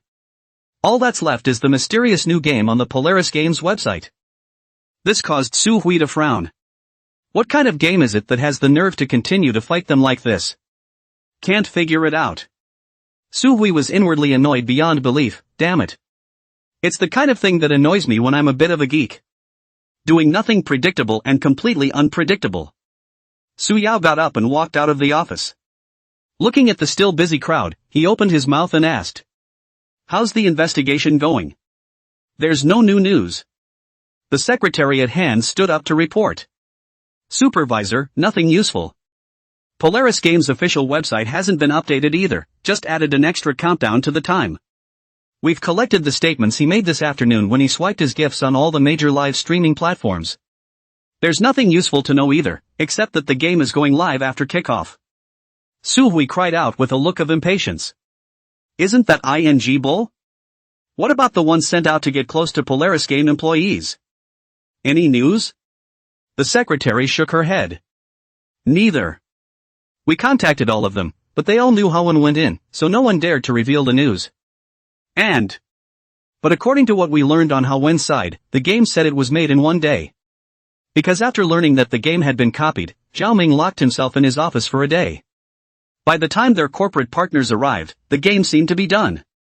But that's about all we know, Wen was half dead by then. Hearing this, Su Hui's head grew big. One day? One day at a time? A game made in a day dares to fight a game they spent $500 million federal dollars investing in imitating? How confident is that? Keep checking for me. According to the name of the game on their official website. Add a new DLC to Ruin Future, 2100 where the world is plunged into a second war kind of thing. Make it for me by noon tomorrow. Spread the word and publicize it. The game Ruined Future, 2100 has $500 million invested in it, and if Polaris does it, everyone is waiting to get the hell out. Spend $500 million to copy someone else, and they end up taking them out on race against the war. Not only is his reputation ruined, but so is Emperor Penguin Group's. I don't want to think about what kind of consequences it would be to be awarded by Polaris Games. He's got to be fired as head of the gaming department 80% of the time. Also, go to the paparazzi and buy some celebrity gossip. Top me off. It's better to have a few dead starlets than for Polaris Games to get heat. Go! How the Emperor Penguin Group side of the emergency public relations Zhao Ming does not know. But the heat is miserably high. Looking at the rising emotional value within the system, Zhao Ming couldn't stop the smile on his face. With the emotional value, you can continue to refine it. The most new small novel in 6ix9ine book bar first post. Zhao Ming's side unlocked a bunch more World War II information, while taking the Normandy landing, a battlefield, and optimizing it again. 100 deaths get you promoted to Punchbowl Commander. This hasn't changed. And this condition of killing 10 people in a single battle for promotion was changed to 5, reducing the difficulty a bit. After all, if no one had been promoted, the player's spearheads would definitely be pointed directly at him. But if you lower the difficulty a bit, there will always be a gifted player who was promoted to Assault Boat Commander early, and when the game opens for distribution, 10 regular players will be assigned to that Commander player's boat. That player promoted to Commander must be dejected. But the difficulty of the game is there. No matter how you command, you are destined to be cannon fodder. But with the Punchbowl Commander player taking the fall. Zhao Ming could already imagine the words of those 10 ordinary players. Brown. Will you command? You're directing your? Is your head full of? Stupid. Shift the conflict to the players. Michael. I'm such a genius. If Shin Xinghan knew what Zhao Ming was thinking, he would definitely be giving a thumbs up. You're the one who's missing out. Although Zhao Ming had never played a game, he had tried quite a few Blue Star games in the past 2 days and had downloaded some information on gunfighting games that had burst into flames on Earth. There's a lot to learn about the game as well. So there's still confidence in myself to make this World War II, Rise of an Empire. But there was a problem on the game review side. Day 2. Polaris Game Company, inside Zhao Ming's office. Zhao Ming flipped through the document Shin Xinghan handed over, then signed it and handed it over. This is the contract about the game going live. Once you've signed on, you can go live anytime as soon as you've resolved the other issues. What's problematic now is the game's CG. Shin Xinghan spoke. After the packaging and that quackery of yours. The game, on the audit bureau's end, is through. But the game CG dismissed it and asked to be remade on the grounds that it promoted war as well as imperialism too much. You need to add something. Or not so much too proclaimed. It is the Führer of that empire. Zhao Ming produced the game CG. Shin Xinghan also watched a few times, first what the Third Reich's Minister of Propaganda, in the 10,000 people of the auditorium, drumming and preaching the popular war, made so people are subjected to the drumming of the speech, obviously does not work. Though in that dark black hue, it does capture the oppressive feel of this Third Reich, and the awesomeness of that empire. Only. Kind of goes against the current anti-war ideology of the Six Confederacies. End of chapter. Chapter 11 Remastered Game CG. Zhao Ming nodded as he listened. So? Not a big deal. The reason the game CG used the Berlin speech was because it was just over 500 emotes at that point, just enough to unlock a Berlin speech to highlight the point. It's also true that there are some problems with using the Berlin lectures singularly. It's easy to get into preaching war. But the Third Reich wasn't the only one with heady World War II speeches. With a little alteration. Just change the country of the Allies, followed by the Federation. The British Commonwealth, the French Commonwealth, the Soviet Commonwealth, the Free Associated States of America. Just add Churchill's speech and the will of the Soviet populace after the game's propaganda CG. This not only emphasizes the strength and dominance of the Third Reich. It also highlights the resilience and determination of the Federation to resist the Empire. Zhao Ming looked over to Shin Xinghan on his side. I already have an idea. The rendering will be finished in a moment, so if you're not in a hurry, wait here for a while. Save yourself the trouble of another trip. Shin Xinghan nodded and spoke. Okay. But. Thinking about it in so little time? Not even for a moment. As soon as she finished speaking on her side, Zhao Ming had already finished thinking of ideas for modifications on his side. That's too soon. Zhao Ming operated the computer and said. Actually, I've been thinking about it for a long time. As he spoke, he exchanged the movie and television footage of Churchill's speech from his system, as well as a supercharged clip of the Soviet Union defending Moscow, and cast it into the computer. After intercepting a portion of it, tweak it a bit to match the original game's CG color palette. Not for long. 3 transitions of the game's CG are done. Zhao Ming looked at Shin Xinghan. It's done, come and enjoy. Shin Xinghan, who was sitting on the sofa and flipping through his phone to look at the hot searches, looked up with some surprise in his eyes. That fast? It's only been a few minutes. Zhao Ming shrugged.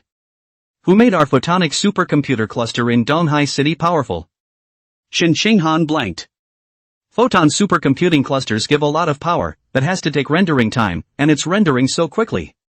How far has this guy perfected the background of this game, anyway? Shin Xinghan got up and walked over. Let's see. Zhao Ming got up to make room and clicked on the game's promotional CG. The screen flickered. The screen shows Empire. Subsequently, what came into view was still the dark hue of the 10,000-person auditorium, in which countless people from all over the world stood, surrounded by a circle of huge black iron cross flags. The Minister of Propaganda on the podium in his dark yellow uniform. Do any of you object to our plan? No. The Commonwealth says we have to stop. What do you think? Bull. Dot. Dot. Get ready. We will take this world by storm. The scene ends with the people and soldiers with their arms raised in the air shouting victory. Spare me the many times I've seen it. Shin Shinghan was also amazed by the compelling ability of that propaganda minister among them, merely lifting an arm. Then, he reaped countless cries and shouts. The scene turns immediately afterward. Commonwealth of England and France.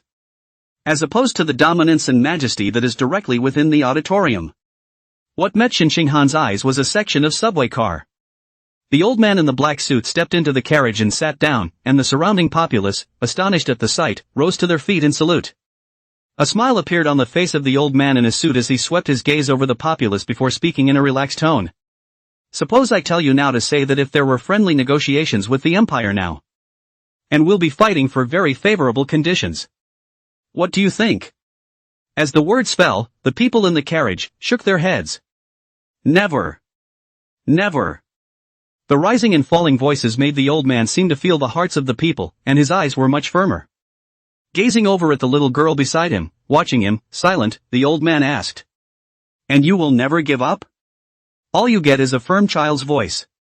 No, never. The old man's gaze was thoroughly determined. Screen switch. The most new small novel in 6-9 book bar first post. A view from the overlook to the Senate in the center of the city. Countless legislators, dressed in black suits, converged on the Senate from all directions. The scene shifted again. At this point in the Senate, all the seats were filled. The old man who had questioned the people on the subway appeared in the middle of the Senate, and this time it was labeled within the CG that the old man was actually the Prime Minister of the British Commonwealth. A great deal of Europe's land and well-known ancient countries have fallen under the rule of the Third Reich. We must not falter in the slightest. We will fight to the end. We will fight in France, we will fight on the sea, we will gather our forces in the sky and fight. We will defend our island. Stay the course no matter what the cost. We never surrender. Until the battle is fought, until God deems the time right for the new world to come with vigor to save and liberate this old world. The words fell. Countless legislators boiled and cheered for a long time. Empire and Federation. Head of State and Prime Minister. The old man's resonant voice. It was still echoing in Shin Shinghan's mind, and he couldn't help but be agitated. However, the picture isn't finished. Soon it was time to move on to another place. Soviet Union. This time there were no important people appearing, but rather one very short video screen that kept switching from one to the next. The war burned the territory of the Soviet Union. A vicissitude of a man's voice rang out as the screen switched. Dewarish comrades. The Imperials want us to surrender, they want us to live a life of cowardice. The video switches abruptly to the battlefield, where a powerful artillery shell, landing on a position flying the flag of the Soviet Union, sends countless broken limbs flying up. But they're wrong. We are Soviet soldiers. The scene switches to the city in ruins, with only one Soviet soldier in position, looking out over the wrecked city. We will defend our country until the last drop of blood is shed. Among other things. We have no other way. In the midst of the flames, the Imperial troops ignited countless barrels of gasoline, and the boiling flames burned the entire Soviet army position, yet it was such a scene. It also didn't make those domineering Imperial soldiers relax even for a second, even with fear in their eyes. Suddenly, boiling and burning flames rushed out one by one, covered in flames, roaring and charging Soviet soldiers. Under the Imperial machine gun fire, constantly Soviet soldiers died, but soon someone else took over, and a steady stream of charging. The man's voice, firm in its flatness, sounded again. We need to stop the Imperial army. Because of what's behind us. It's our Moscow. The screen went completely dark.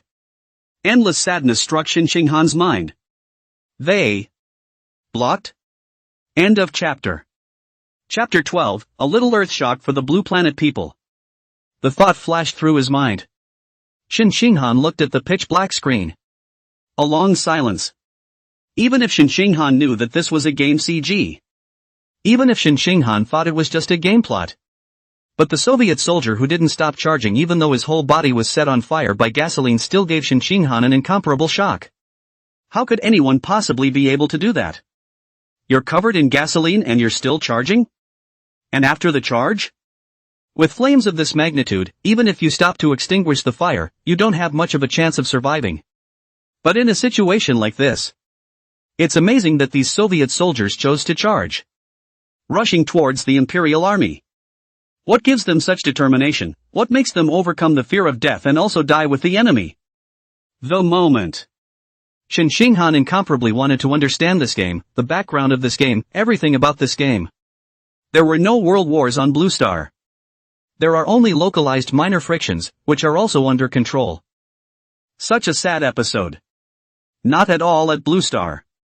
Or rather, people can't imagine what hasn't happened.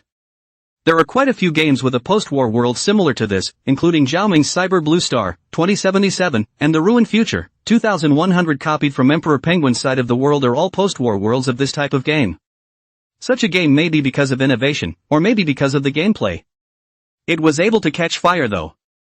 But the shock brought, but not as deep as the shock brought by this game's CG to Shin Shinghan. Shin Shinghan took a deep breath and looked up at Zhao Ming. I'll give you another $30 million. How well can this game be perfected? The Third Reich, the Anglo-French Confederation, and the Soviet Union, and all the other backstories have to be perfected. Shin Shinghan at this time. Incredible desire to understand what was going on in that world. Even if it was a virtual, non-existent world created by Zhao Ming. But just with this one game CG, Shin Shinghan knew. This game will absolutely shock the world. That's why he couldn't wait for Zhao Ming to pull out more of what was in his head. Zhao Ming was a bit surprised. How can a game CG look like this? Actually, what Zhao Ming didn't know was this tragic drama, as well as the will and determination of the Soviet soldiers, brought about far more impact than Zhao Ming thought. Because this was the first time Blue Star had faced the brutality of war head-on, it was mind-blowing. Zhao Ming looked at Shin Shinghan, who looked serious, and the systems panel appeared in front of his eyes. Looking at current emotional value, 145,772. Together with the partial information of the Normandy landing that was exchanged before, these 140,000 points can be exchanged for the complete information of the Normandy landing. But looking at Shin Shinghan, it seemed that she was attracted to Earth's World War II history. Zhao Ming thought for a moment and opened his mouth. The first game copy of Normandy landing is basically done. Originally I was going to refine the Empire's backstory next. But it wouldn't make any difference if we were to refine the backstories of the other countries and the Federation, it's just that the immersive plot experience would have to be done in a few more threads. It's a bit time-consuming.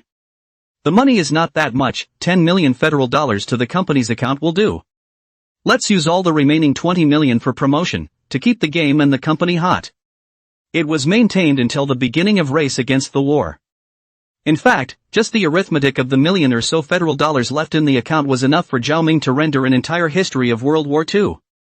Only rendering is rendering, the information still has to come from inside the system. The system requires emotional value to redeem profiles, and the game can't keep doing what it's doing without maintaining the heat and without profiles to redeem. So it's only going to work from the promo. Seeing this, Shin Shinghan nodded. Good. After that, he picked up his cell phone and began to operate it. Half a minute later. Okay. I'll make the arrangements for the proclamation, so you don't have to worry about it. That's 30 million federal dollars, give me a good game. Ding. Zhao Ming's cell phone beeped, and the message box came with the news that 30 million federal dollars had arrived. What strength? Zhao Ming smacked his lips and looked at Shin Shinghan and punched his ticket. No problem. I'll keep doing that. It's a moment's work. Zhao Ming also reacted. The most new small novel in 6ix9ine Bookbar first post. Shin Shinghan should have been blown away by the game's CG. Because he recalled. There don't seem to be many of these scenes that go straight to the heart on the blue planet, mainly because nothing like this has ever happened, and most movies or games are based on the imagination of Blue Planet players. They may not be able to imagine what kind of will it takes to make a man burn with flames and charge the enemy. According to Zhao Ming's recollection, many of the movies or games that the original body had watched, after this kind of federation or country had been attacked. The main characters are all in this situation are all forced to evacuate. The heart secretly swears to take revenge and returns years later with a vengeance cool article. There's no such thing as a family man. In that case, Zhao Ming he thought he had found his way. Unable to comprehend this domesticity, then bring this domestic shock to Blue Star. Once the background of the game is thoroughly laid out. Definitely raises uncountable questions for many Bluestarians. According to the thinking of the Blusterians, the city was destroyed, so they moved positions. It would be nice to fight back when it develops. Why guard that place at all costs? Moscow. A city. What makes millions of Soviet soldiers and people, front and center, rush there, and what's really there? Even if the parents are there, it counts as a reason. But you can't have millions of people's parents, right? Perhaps the Blusterians couldn't understand it. What is Dwarish? Why is it that when an officer of the Soviet Union shouts, "Dwarish comrade," everyone is ready to die? The answer to all this. Zhao Ming is ready to do in the game plot. Let the Blue Star players find out for themselves. The system's library has more than just information on movies and games. It also redeems the biographical information of each individual, given enough time and emotional value, in conjunction with the arithmetic power of the photon supercomputing cluster. Zhao Ming was able to recreate World War II in its entirety at Blue Star. Ensure that each one is fresh.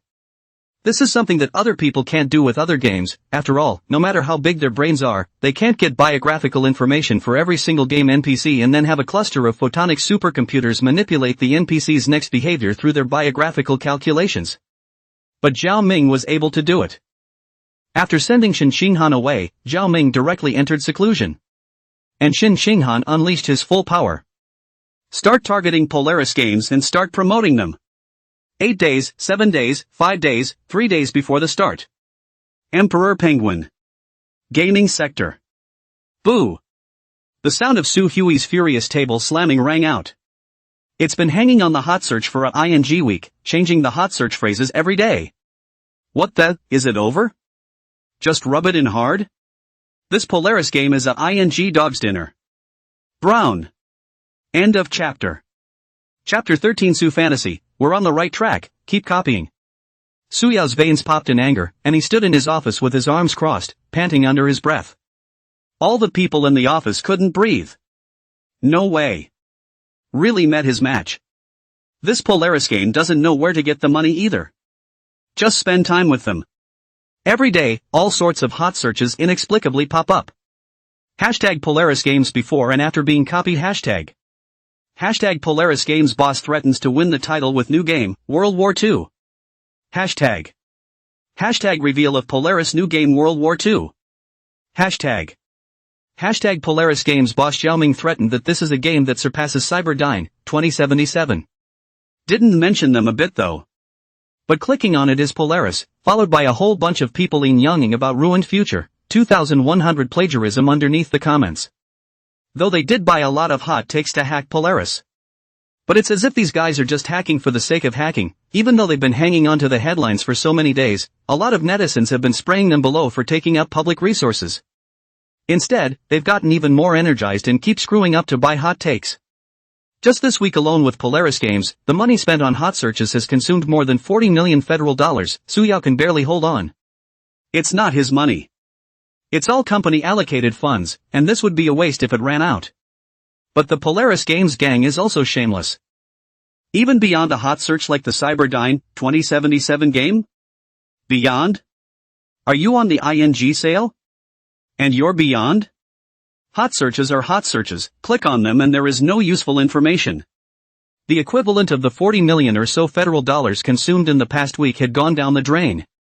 And it's also attracted a bunch of black fans to itself. Su Hui was so angry that his teeth ached. He still underestimated Polaris Games and their boss, Zhao Ming. I knew it was bad, but I didn't realize it was this bad. It could be considered to give Polaris the upper hand. A small company with a registered capital of tens of millions of dollars, hard to touch their emperor penguin such as the world's top 500 group, hanging for a week of hot search. Morning meeting. He had the big boss pointing his nose at him for over an hour. It's a disgrace. Su Yao's head jolted as he looked at the avoiding eyes of a group of subordinates. Bunch of losers. It's been a week, and I haven't heard anything useful. To this day it's not even clear what the hell Polaris Games does. Su Yao rubbed his temples and forced down his fire. How's the DLC for Ruined Future, 2100 coming along? Hearing this, the subordinate stood up in a hurry. Supervisor, it's pretty much done. Analyzed under the name World War II, Rise of an Empire. We've made the new DLC, 50 years after ruined future, 2100, the remnants of the six federations reorganize the federation and gradually take over the chaotic zones in the ruins to re-establish order. At this time in the depths of the chaos zone, a mysterious force called the Empire steeply appeared. They have a lot of technology that even the Federation doesn't have, and it's really not yet finished. Suddenly inside the office, a surprised voice rang out from Su Hui's secretary. Polaris Games rushed to another hotspot? They updated their official website? The words fell. Everyone in the office looked over in confusion. Huh? Su Yao was the first to react, rushing over to the secretary and grabbing the cell phone. What's the update? Hastily scrolling through the scrolling hot comments. The secretary said hesitantly beside him. Looks like a game CG? Su Hui exited the federal headlines and directly started searching for the official website of Polar Star Games. Next. The link to Polar Star Games Company just appeared, and Su Hui clicked in. Once you enter the official website of Polaris Games, what comes to mind is a sci-fi star drop, followed by the logo of Polaris Games. Then came the autoplay screen. The empty, dark gray, 10,000-person auditorium slowly crosses the screen and is reflected in the huge swastika flag. Heavy, solemn music rang in his ears. Next. The scene switches to one of the Senate, full of wreckage, where something seems to have happened. The music becomes deep and hushed. Then the scene shifted again. The whole world seemed to be ablaze with flames, and all the buildings were enveloped in flames, as if they were in an inferno of flames. The powerful music, moreover, creates a great incongruity with this scene that seems like hell. Until the screen turns completely dark. The words World War II, Rise of an Empire appeared. Stay tuned. The most new small novel in 6ix9ine Bookbar first post. Watch this game CG. There was a silence in the office and faces looked at each other. Su Hui's brows furrowed as he watched the constant repetition of the playback, attempting to find a hint of useful content. But nothing. With only 3 scenes, it already manages to capture one's curiosity. Su Yao looked up at the people in the office. All say what they think. What can be analyzed? There was a moment of silence in the office. The henchman who had reported the progress of the game's DLC earlier spoke up. Supervisor. I think what we guessed before would be right. This World War II, Rise of an Empire is supposed to be what happens after Cyberdyne, 2077. It's just that since we did Ruined Future, 2100 grabbed a head start. So on the Polaris Games side, it's a straightforward matter of releasing the subsequent DLC as if it were the main body of the game. They should still have some hidden gameplay that only the boss, Zhao Ming, knows about and hasn't told Hawan. Maybe that's where the bottom line is on Polar Star Games side. We were able to analyze this game's CG and music transformations. The opening scene should be the Empire, and the second scene should be the Federation. And the third scene, the city that has been reduced to rubble, with flames burning everywhere, should be the battlefield of the Great War between the Empire and the Federation. We can build on that information. Make new DLC in the next 3 days that puts both Imperial and Federation engagements in the backstory. And then make a city like the one they just had in the CG of the game, open it up for players to explore. After the game goes live over at Polaris Games. We're copying their new play or idea overnight. The others nodded along. Even Su Yao's face eased a bit. Nice. Just do it, and I'll get moving. Make it by tomorrow night. Also keep getting me people to analyze. Since we've already started putting out CG campaigns, there's bound to be other news. Find them all. And the other side. When the Emperor Penguin Group's side was busy. Sky Shark live. Foamy little stranger live. Foamy little stranger who was playing cards while blowing off steam with his water friends. Suddenly noticing the frantic scrolling pop-ups. Ha! The official Polaris Games website has been updated? Bromo, wait a minute. I'm going to check it out. Polaris Games Live is a big boss. Must be concerned. Ha! Wait. There's a new game invite from Polaris in my private message? Ah ha ha ha, what a poker face. Bromo, who else? End of chapter. Chapter 14, letting players experience being blitzed. Morrison tapped the table in excitement. A dejected face shouted at the camera. This is an invitation to a new game from the most mysterious Polaris Games company on the hot seat right now? I'll just ask. Who else? The pop-ups rolled like crazy. Seriously? Anchor, open it quickly. This mother or Polaris Games, hang a week of hot search, finally can know what the hell to do. It's just, there was some sympathy, but it's a disgusting operation these guys have. Quick download. Get in there. Foamy Little Moore waved his hand with a big, smug look on his face. Brother Mo, take it easy. I'm clicking away. Foamy moved the mouse and clicked on the invitation link with a million of his water friends watching. Steeply jumps the screen and a new page appears. A 3-day countdown was placed on the dark background. A link to a sneak preview channel download is placed below. Tapped it a couple times, no response. Foamy's a little confused. No? Or was it an oversight by the programmer to not put the link up? Why doesn't it click? The pop-ups on the live feeds were a mass mockery. Laughing, Polaris Games can't even make a web page, expect him to make a game? It's really sure, so many people are watching, the web page can't be downloaded. Not only you, but the other live rooms as well, all of these links won't click. After all this time, you've got a big one? Hiss. Sweat oozed from Foamy's head. What is this? What's the point of sending out a web page if it's not done? So many people watching. It's ruined. Clearing her throat, Foamy Little Stranger searched for a compliment. Ahem, that one might. Possibly. Suddenly. A pop-up drifted across the live feed with a brilliant and unmistakable golden special effect. Polaris Games Xiaoming, Preemptive channel link to download the client, enter the game will have priority to open privileges, the game will have to wait for the race against the war to start to download, please look forward to. Then came a couple rounds of Super Starship gifts crossing the airwaves. Xiaoming's explanation was accompanied by special effects that flashed across the front page of the Sky Shark game live. Morpho breathed a sigh of relief and a smile appeared on her face. So that's what's going on, so look forward to it. Also thanks to Boss Xiaoming for the Super Starship. When the game goes live, everyone remember to come to my live room to fight on time. Polaris Games. Inside the office. Xiaoming looked at Foamy Xiaomore in the live broadcast, then slid his finger and entered the next live broadcast, sending out a few more rounds of Super Starships.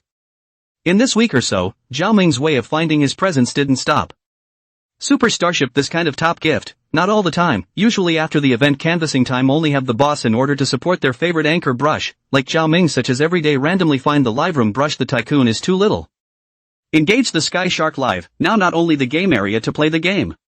Even the face area, the dance area many female anchors, listening to the advice of water friends, the title was changed to look forward to the opening of the Second World War, Rise of the Empire, and then in the live broadcasting room jumping hot dance. Don't say. After Xiaoming found out, seeing these girls for the dance so love, greatly touched, Super Starship brush non-stop, all the female anchors are crazy. After another moment of brushing, a rattle was heard coming from the couch. Xiaoming put down his cell phone and looked over at the couch. By now, Shen Xinghan had already put down the virtual helmet and shook his head. A raw expression was shown. After Xiaoming finished optimizing the Normandy landing to refine some of the rules and improve the immersive experience of the plot in the early stages, it had already reached the standard for going online, so Xiaoming notified Shen Xinghan. The most new small novel in 6-9 book bar first post. Shen Xinghan, on his side, couldn't wait to arrive at the company. Got right into the game. Indeed Shen Xinghan hadn't been idle during this time, not just waiting for Xiaoming to perfect the game. She also studied the terrain of the Normandy landing, and the distribution of firepower, thoroughly, and used a cluster of photonic supercomputers to calculate the best place to land on Omaha Beach. In the end, Shen Xinghan, who was loaded with a head full of cheats, still underestimated this game. There's nothing wrong with using a landing site calculated by a cluster of photonic supercomputers, and breaking in from there or anything. But after she had rushed to the front of the line, she was about to land on the beach. The point of fire on the beach was instantly aimed at her. That's outrageous. Why is there still artillery? Shen Xinghan's thoughts are plump, but the reality is very bony. The scene of using superior shooting skills to steadily snipe down the opposite fire point after rushing to the beach as imagined in his mind did not appear. I didn't even wait to get off the ship before I was set on fire. One shell came down and blew up the men and the boat. Xiaoming spread his hands. Isn't this a normal fire configuration? Shen Xinghan took a deep breath. What's the deal with that mine? Not just being bombarded with artillery. And when I jumped off the boat, my feet blew up underneath me. Xiaoming said. This. It's also the normal configuration. If you step on it. Let's just say your luck doesn't seem to be very good, the mines aren't set very densely. It's not dense, but it's all placed in places where the defense looks porous. Zhao Ming believed that this would definitely attract smart players who would choose to come over from here to step on the mines despite the gunfire.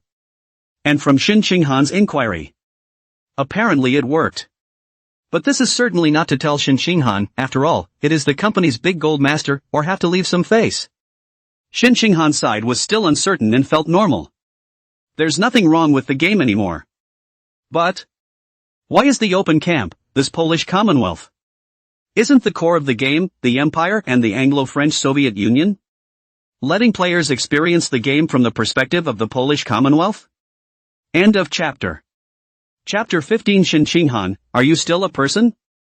Listening to Xin Qinghan's words, Zhao Ming's face revealed an odd color. Core? It's a game that's centered on torturing the player. Only from the perspective of the Polish Commonwealth can players experience what true despair is. Otherwise it's easy to be harmonized no matter which angle you stand on in the Empire or the Federation. That's why I chose to torture the player angle. However, it's not like it's not open to Imperial and other Federation camps. Gotta wait for the end of the Polish Commonwealth storyline. The player is then free to choose. Then Zhao Ming explained to Xin Qinghan. The opening plot of the game does put the player in the role of the Prime Minister of the Polish Commonwealth, in control of the entire country. But the Imperial army is approaching, and the survival of the Polish Commonwealth depends on the players. This time requires the player to command and mobilize the army and analyze the surrounding situation, which not only allows the player to integrate into the game world extremely quickly, but also gives the player a sense of equality with the Führer of the Reich, the Prime Minister of the Anglo-French Confederation, and the leader of the Soviet Union. This thick sense of responsibility and the Prime Minister's opening. Players who get this kind of script must have been already dreaming of using his life's work to command the great armies of the Polish Commonwealth in invincible battles. The final unification of the world. The corner of Zhao Ming's mouth curled up slightly. By the time the game CG is thoroughly released, players will easily be able to tell the two camps apart. Empire and other federations. The Empire is clearly the invader, while both the Anglo-French and Soviet federations in the CG are clearly the guardians fighting to protect the country. So, the idea that the rest of the Federation are good guys will go deep into the player's mind. Still, when the player finds that the Empire's army is advancing rapidly, and that his own mobilization of troops and layouts are no match for the Empire's artillery. Players playing as the Prime Minister of the Polish Commonwealth saw the Commonwealth behind them, and thought of the soldiers in the Roaring Flames who had defied the odds to defend their country. Such soldiers would surely be able to withstand the Imperial hordes. And when the player sends out a plea for help with great anticipation. Hey! Guess what? Home free. Reality will give the players a resounding slap in the face. Let the Blue Star players experience what it means to be socially sinister. The Prime Minister won't make it. Just go to the. Because of the fall of the Polish Commonwealth, the protagonist will gain a new identity, at which point he will be free to choose a side. Choose whatever you want. Let's see if we become cannon fodder for the Empire or the British and French Commonwealth. Prime Minister turned cannon fodder. That kind of status drop definitely gains a lot of emotional value. Think about it. One moment he himself was with the Führer of the Empire, attacking, defending and advancing. The next moment home is gone, becoming cannon fodder at the bottom of the barrel, and by an order from the Reichsführer, the player-controlled protagonist is on the front lines as a shell falls. Boom! The player can then reopen it. But unlike the one-life one-inning battlefield of Normandy Landing, immersive episodes are resurrectable, otherwise it would be impossible to press a player through. Each time a player dies, they change their identity. Also substitute a new life context. When a player has beaten the level, all the family members of the characters that the player has played as will turn into the game's CG and appear one by one in front of the player's eyes. After watching the character you played die because of your own mishandling. What pain and despair for the character's family who receives the death message. Give the player an unparalleled impact on the mind and torture the player's heart. After listening to Zhao Ming's explanation.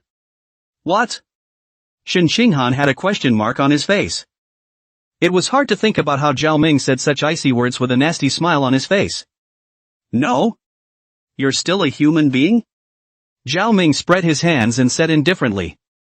The more people who curse, the hotter it can get. It's actually anti-war and torturing players, which can only be considered incidental. Theme. It's mobilizing the emotional value of the player.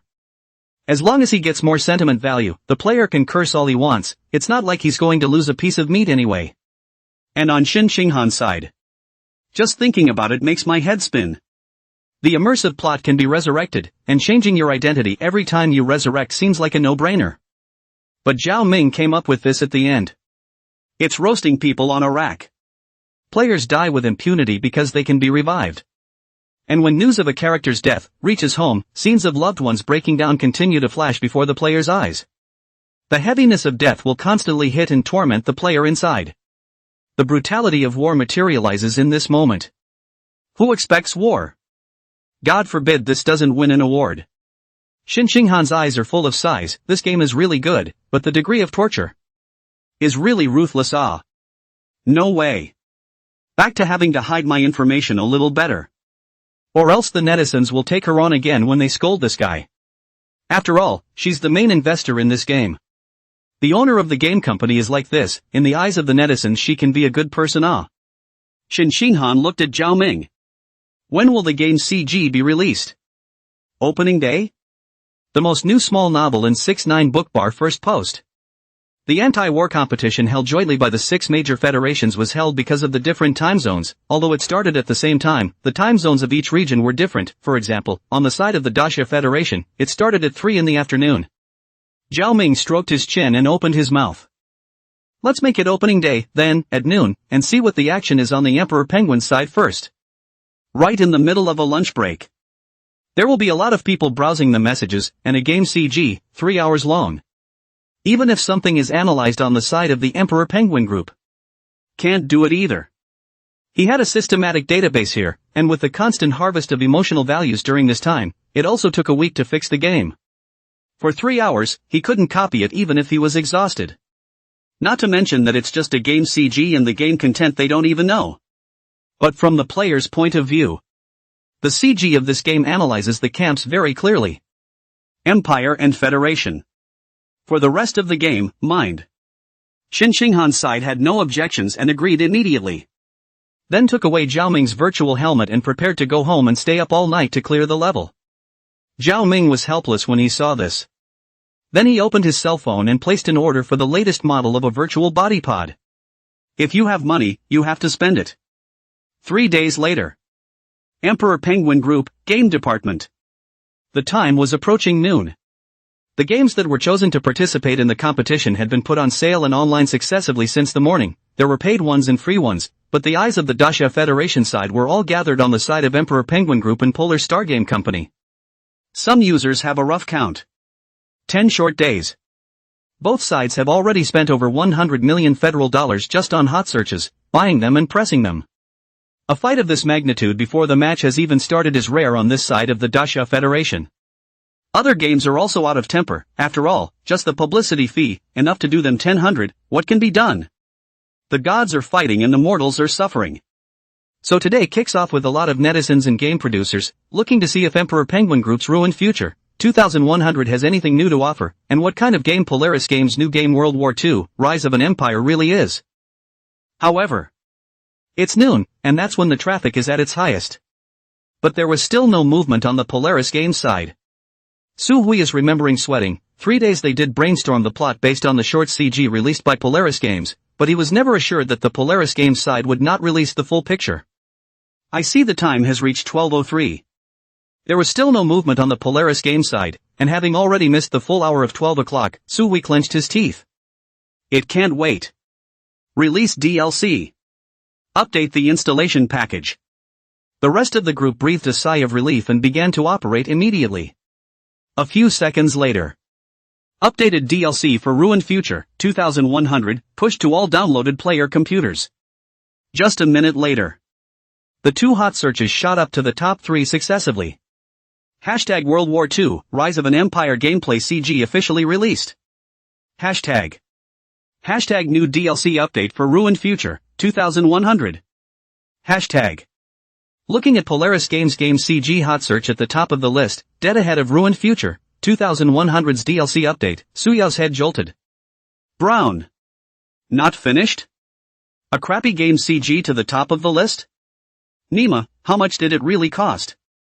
End of chapter. Chapter 16, Foamy Little More, shall I choose the Empire? Or the Commonwealth of England and France? Suyao's teeth were about to be clenched. Nima. Which second generation of the Polaris Games partner is it anyway? Really don't think of money as money. Just smash it? But there's nothing to be done about it. There's so much money spent on publicity and hot takes these days that there's just no money left to keep slamming it down. The company won't always give him a ride. The money consumed on publicity and hot takes during this time has to be doubled back or it's wasted.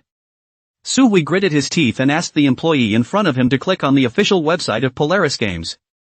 He'd like to see what kind of Polaris Games has made. As the employee operates. The newly released CG of the game within the official website of Polaris Games began to play. The dark black-colored venue that had been viewed countless times appeared in the eyes of Suhui and a group of people. Instead of switching next, the image continues to move. Slowly displaying the venue that holds 10,000 people, and the huge swastika flag hanging around, the dense crowd of fanatic people inside the venue, and the impassioned speech of the man in dark yellow uniform on the podium of the venue. Impact on everyone's mind. Suhui's face turned pale as he stared at the game's CG with a deadpan expression. All wrong? Clueless. Completely confused. Where is the ruined world with this retro-style decor? Where is this able-bodied human being, cyber-style? Is this clearly a whole new game? How is that possible? 10 days on the Polaris Games side to make a brand new game? So they updated the DLC actually for nothing? There is no overlap with Polaris Games. Then wouldn't all this time spent on using so many federal coins to publicize with Polaris Games be doing the opposite side a favor? Suyao's mind went blank. If there's an overlap, then the hype hasn't been in vain, and it could even steal quite a bit of heat from Polaris Games. But now there's no overlap at all, and the Polaris Games side of the game is pressing on to make a new game. It's completely ruined. The game CG finished playing, and Suhui didn't even return to his senses. It wasn't until his men called to him that he snapped to attention and commanded with a pale face. Quick! Go to the major broadcasts. Don't they have preemptive access? Let's see if it's open for download yet. Within the official website of Polaris Games, only the game CG has been updated so far, and the download link is still not clickable. And to think that on the Polaris Games side before, a number of anchors were given preemptive access. Su Fantasy hastily took out his cell phone, looking for the major live broadcasting room, to see if there is no early play on the Polaris Games company game, inwardly cannot stop praying Polaris's new game must be bad. At this point, Skyshark Live, and the gaming section is having its annual bash. The anti-war competition organized by the 6 major federations was global, and in just one federation, Dacia, thousands of new games appeared every year on this day, not to mention the 6 major federations combined. Can't play it at all. However, on the side of the Dacia Federation, due to this year's Emperor Penguin Group's plagiarism and Polaris Games fight, it was made known to everyone. Both sides are now being watched. There are a lot of game anchors who received money from Emperor Penguin Group's live room. The name has been changed to a sneak peek at the new DLC for Ruined Future, 2100. Ruined Future, 2100's strongest anchor, takes you through the new DLC. Shocker! A new war experience in Ruined Future, 2100. All advertised for Ruined Future, 2100. After all that publicity money wasn't spent for nothing. However, there were also many live streams that had been swiped by Zhao Super Starship. Names have been changed. Pre-qualification to experience World War II, Rise of an Empire. Do you want to experience a real war? Come watch World War II, Rise of an Empire live on the air at. Once you enter the gaming section, you can see both games live everywhere. Game Zone. Inside Foamy Little More's live room. The title of the live broadcast room, hung with a gimmick like, Polaris Games boss personally invites to take a sneak peek at World War II, Rise of an Empire, attracting a steady stream of viewers. Mo Shomamore sat in front of the computer, eyes full of shock, looking at the game CG, the city that had been turned into ruins, the city that was engulfed in fire. Such an environment is just like a flaming inferno. Yet it was from this flaming inferno that countless soldiers clad in flames rushed out, giving up their chances of survival, ignoring the flames and holding up their old guns as they rushed towards the well-armed Imperial troops. We will defend our country until the last drop of blood is shed. Among other things. We have no other way. Because of what's behind us. It's our Moscow. The most new small novel in 6ix9ine book bar first post. The screen went completely dark. As the picture gradually darkens. Did they hold? Such a doubt did not just appear in Morpho's mind. Even more so, it appeared in the minds of all the viewers of the live broadcast. What kind of will is this? Is it worth such a sacrifice just to defend a city? Foamy's eyes reddened slightly. It wasn't until long after the game's CG ended that he came back to his senses, his tone full of admiration. My god. This game's CG from Polaris Games is definitely the best CG in gaming history. Blow up okay? It's so shocking, I can't describe it anymore. What kind of will is this? It's even possible to do that? The pop-ups in the live room also rolled wildly. This game's CG is absolutely amazing. Nimas? When can I play this game? I have to rush even if I don't have to go to work. Don't say it. I'm in school, but I've taken a vacation, so I'm coming home download. What? Don't study hard? Which school is upstairs? I'll sue your teacher. Is it possible that I am the teacher? Ha ha ha ha ha ha ha. It's shocking, but I have to say it's a bit fake. How can you not feel the flames burning on your body? What the hell do you know? The enemy is killing in front of us, do you have time to put out the fire? Oh, you know, gasoline burning temperature can reach 2300 2700, even through the clothes can reach thousands of degrees. Human beings can't resist such burning pain, so I say it's too false. There can't be a human being's will to reach such a level. You know what i.e. you stupid. There hadn't been a world war on this side of the blue planet, and no one was going to try to resist the flames burning. Nothing like this has happened. The waterbender who was rebutted didn't know what argument to take for a moment. It could only be scolded severely, and the person who refuted it was even more pleased with the situation, and continued to sprawl out his science. Seeing that the pop-ups in the live broadcast room had turned from shock to cursing, Mo Shioma hurriedly stepped forward. Hold it, bro bud. The game's almost down on my end, so I should be able to play it in a bit. How about discussing which camp to play?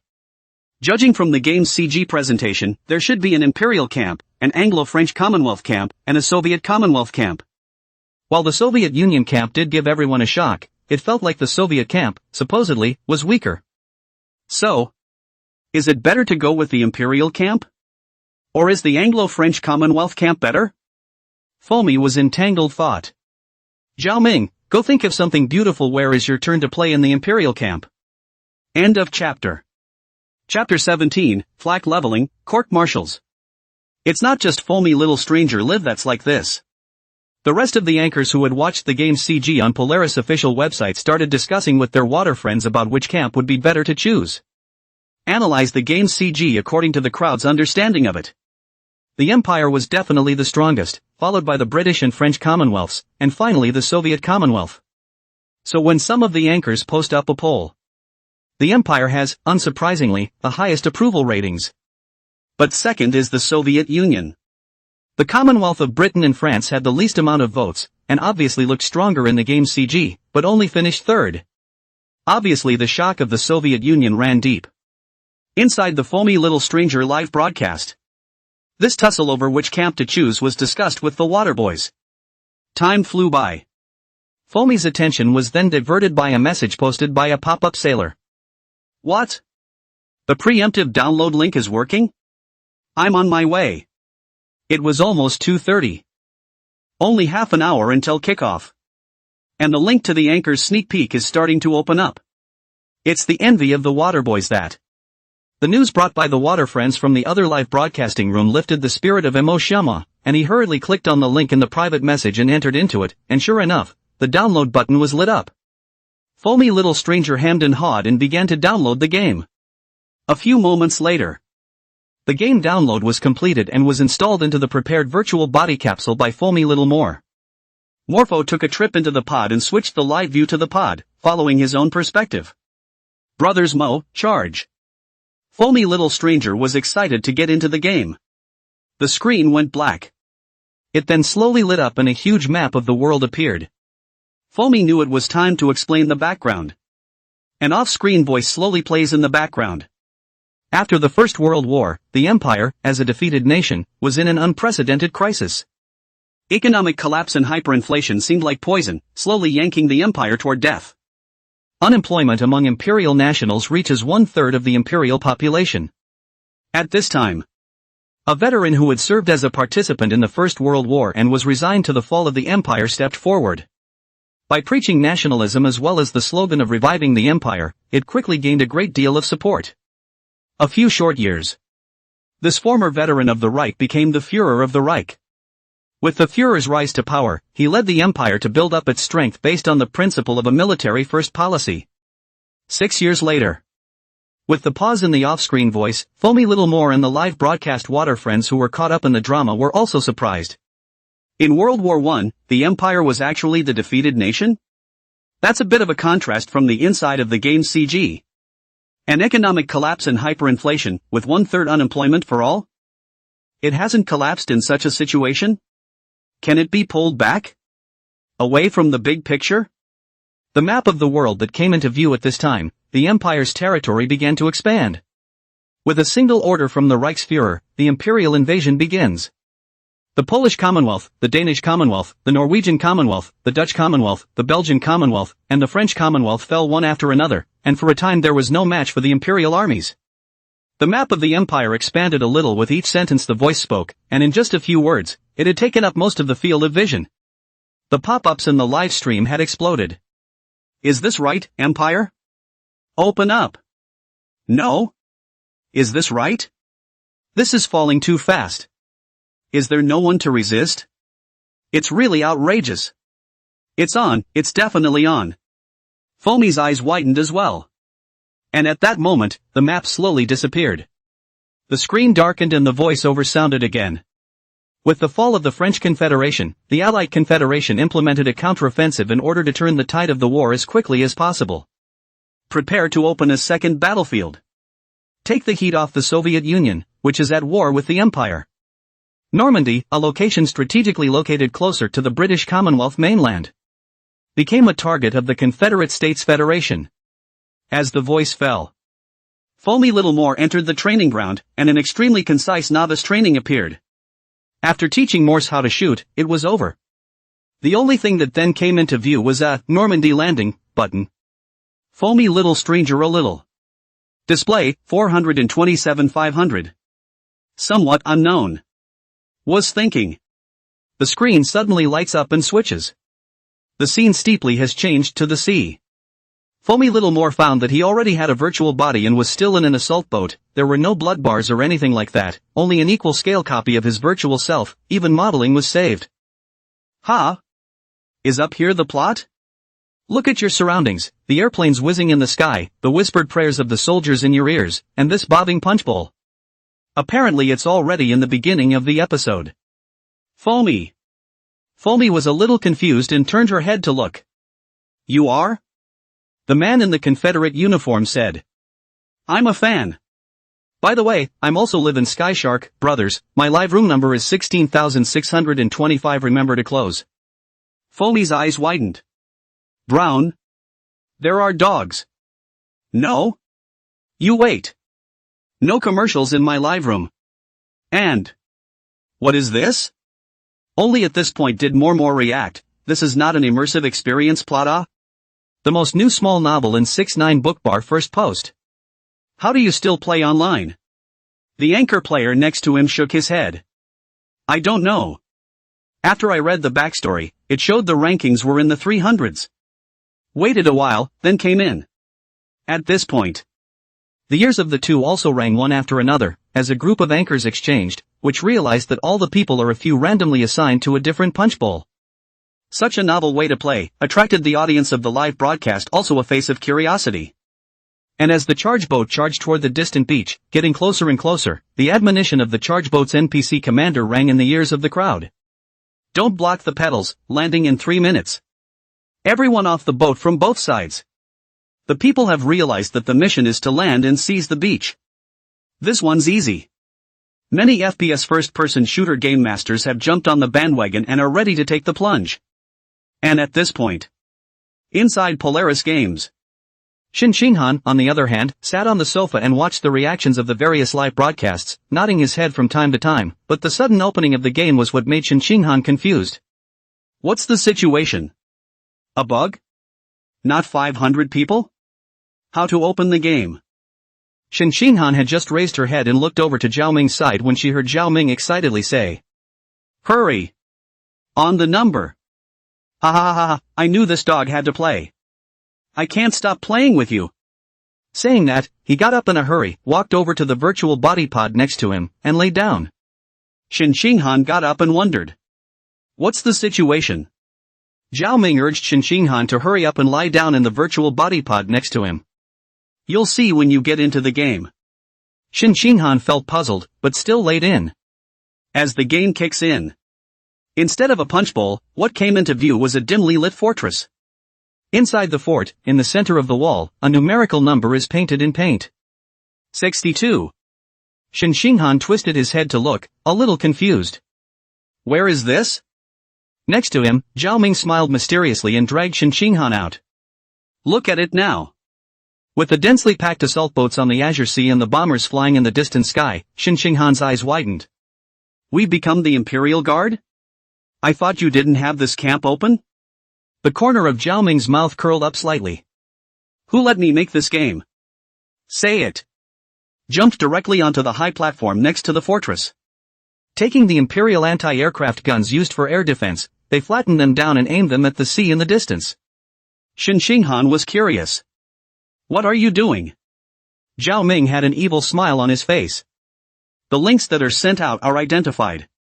The link to the game's pre-qualification that was just sent to one of the junior anchors went up by someone else. That guy's face I looked at. It's Su Yao. After so many days on the line, Zhao Ming could be too familiar with it.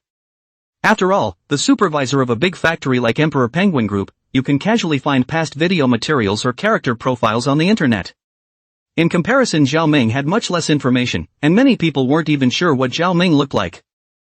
After all, Polaris Games' first game was Cyberstar, 2077. But it's been copied before it's even released, there's no visibility, so where is anyone going to pay attention? Zhao Ming looked at the flattened anti-aircraft gun and leapt to his feet. What's the saying? Anti-aircraft leveling, court-martial, but now while caressing anti-aircraft guns Zhao Ming said. You see how I shot him up today? There's another one over there, you go play that one. Having said that. Zhao Ming paused for a moment, seemingly lost in thought. The next second. But there was a sudden flash of red light that lit up over a punching boat on the ocean in the distance. Zhao Ming pointed at the red light and said. Just hit that red light punch bowl. I tagged that dog Su Yao, no one else can see it. Don't worry about doing it. Unlimited bullets. What? Shin Shinhan's eyes widened. Hello? A game company? I'll report it. Someone's hanging up. He hangs Zhao Ming, Imperial Camp, of course I'm playing ha ha ha ha ha. End of chapter. Chapter 18. May God bless you all, go. Go. Go. Whistleblowing is certainly out of the question. But who would have thought that the owner of the game company himself would come down? The humanoid self walked away from the hanging. Shin Shinhan shook his head. Looking at the flat Imperial air defense anti-aircraft guns in front of him, reaching out and pressing his hand on the rack of the anti-aircraft guns, feeling the cold and heavy touch coming from it, Shin Shinhan was also vaguely excited. A forceful attempt to move the muzzle followed. Aimed at the densely packed punch bowl on the distant ocean. Aircraft in the sky in the distance have arrived over the beach and started bombing. But Shin Shinhan wasn't worried in the slightest.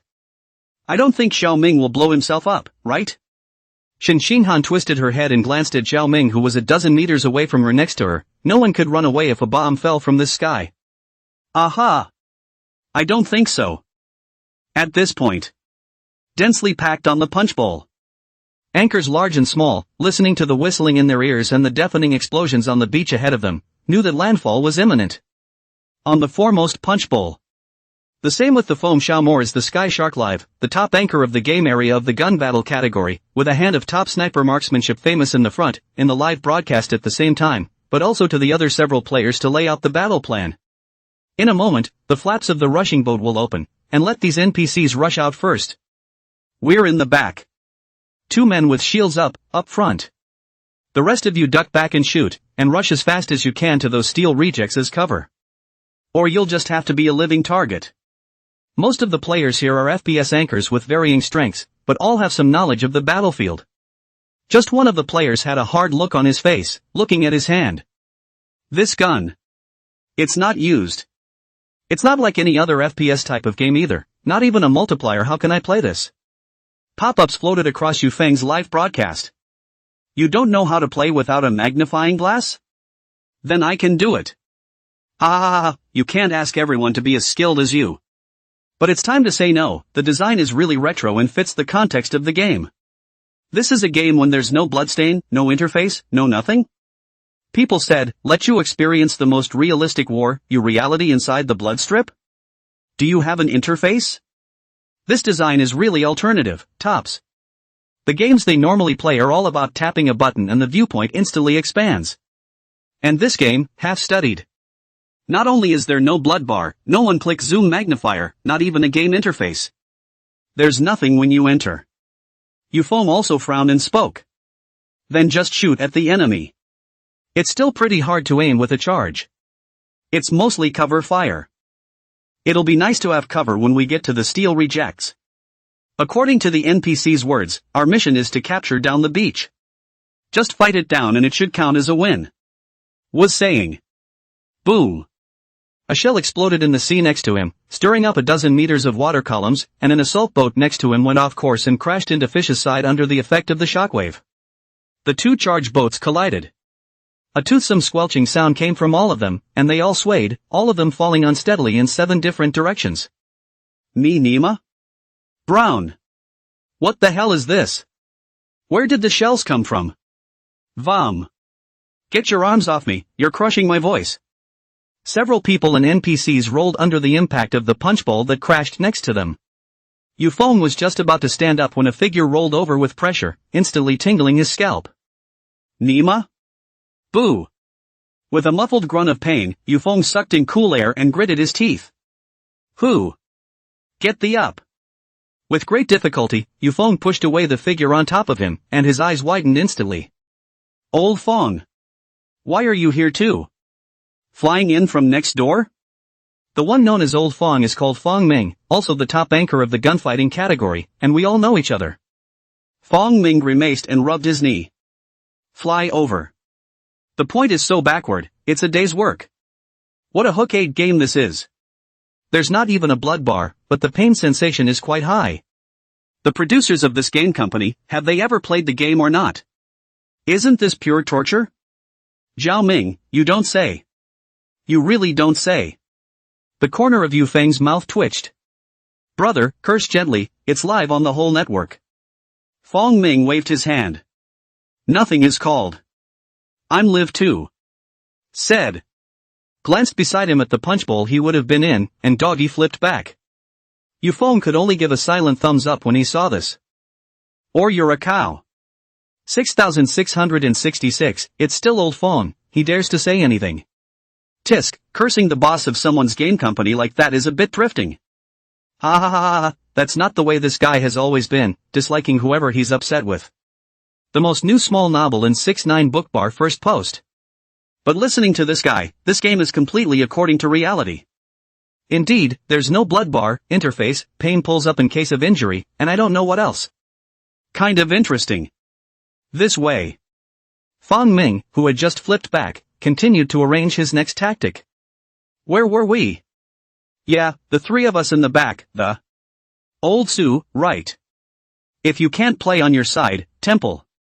It's definitely okay to follow us.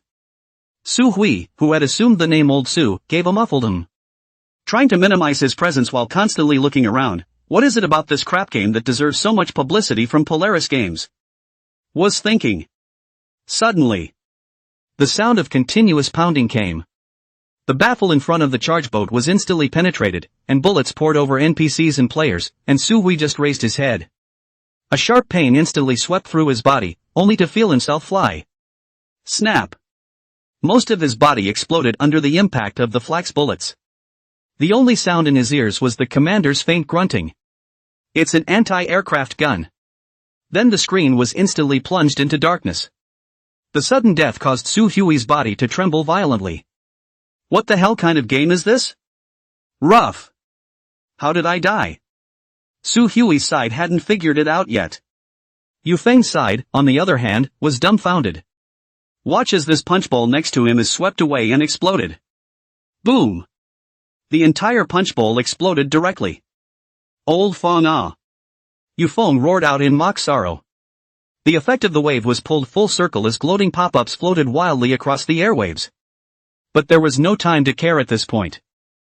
For 3 minutes had almost come and gone, and the punch bowl was approaching the beach. The commander at the front shouted. Prepare to land. May God bless you all. Bam! There was a tremor, and the punching boat seemed to hit something, forcing it to a halt. The players and NPCs on the ship stumbled, some rolling onto the deck. And the forward flap opened, the commander shouted. Go! Go! Go! The foremost NPC had just rushed out when the whistling bullets tilted over. Boom boom boom! Machine gun bullets pierced through the body, the NPCs in front of them fell in pieces, the limbs pierced by machine gun bullets, broken limbs and arms flying, a broken hand flew to the feet of the players at the back of the interior of the assault boat. Everyone was confused. Looking at the bloody arm, everyone's scalp went numb and their nerves tensed to the extreme. Some timid players have gone limp. That's too big of a scale, isn't it? Yu Feng's pupils also shrunk violently, and his heart thumped. Hiss. This game is really daring, huh? However, the bullets, however, would not give them more time to think about it. The NPCs in front of them died and fell down in almost a moment, and then the whistling bullets poured over, cracking and popping, hitting the charging boat and stirring up a spark. At this point, a shrill whistling sound came from the sky, approaching at a rapid pace. Yu Feng instantly sensed that it was the sound of a cannonball and yelled. Cannonball! Hurry! Jump from both sides. End of chapter. Chapter 19, The Normandy Landings with No Survivors. Yu Feng reacted and flipped over quickly with his gun. Fell into the sea. The other anchor players on the ship, on the other hand, didn't react at all. Being clueless. The whistling shells fell, striking the center of the punch bowl's deck. Boom! The entire punch bowl instantly exploded, the huge force tearing the punch bowl apart. Yu Feng who fell into the sea. Just watching the bottom of the submarine boat above his head ripped open, bursting apart in all directions, crumbling pieces of iron attacked, Yu Feng twisted his body with difficulty, but was still hit by a lot of pieces of iron, but fortunately there were no injuries to any vital parts. Yu Feng twisted his body and rushed out to sea. Whoa! Gasping violently, his mind went blank. A buzzing in his ears. What plans, what setups, all to no avail. Just for a moment. Of the two rushers, he was the only one left. What top sniper god? It wouldn't even work in a situation like this, and he couldn't even concentrate on bringing up his gun right now. With instinctive awareness, Yu Feng swam towards the beach. Keep taking deep breaths. Watching the surrounding charge boats rush towards the beach one after another, pieces of NPCs and players rushed out of the charge boats and fell down in pieces. The beach, which had been empty just a moment ago, was now littered with corpses, and after the blood had stained the beach red, it came towards the entire sea. The blood-colored seawater choked into Yu Feng's mouth, feeling the bitter and salty sensation in his mouth. Yu Feng's body couldn't stop trembling. Is this really a game? The distance of a few dozen meters seemed as long as the decades spent. When Yu Feng finally stepped on the beach, no longer have the feeling of floating in the water, the body is soft paralyzed on the beach, want to stand up but found that he could not control the body, look down, but found that his pants do not know when has been soaked with blood. Thigh pierced? The thought had just flashed through his mind. Boo! An NPC was shot in the head next to Yu Feng. The body fell next to Yu Feng and pressed against him. Yu Feng's entire body was jolted. Hurriedly, he pushed aside the body beside him and dragged his legs to creep toward the steel rejects ahead of him. There's no bloodstain. There is no interface. Nothing to make one forget that this is a game. The 100% simulation brought by the virtual body pods made many people forget that it was a game, as if they were in a real war. As they watched their teammates beside them die one after another, there was only one thought in everyone's mind. Live. Must live.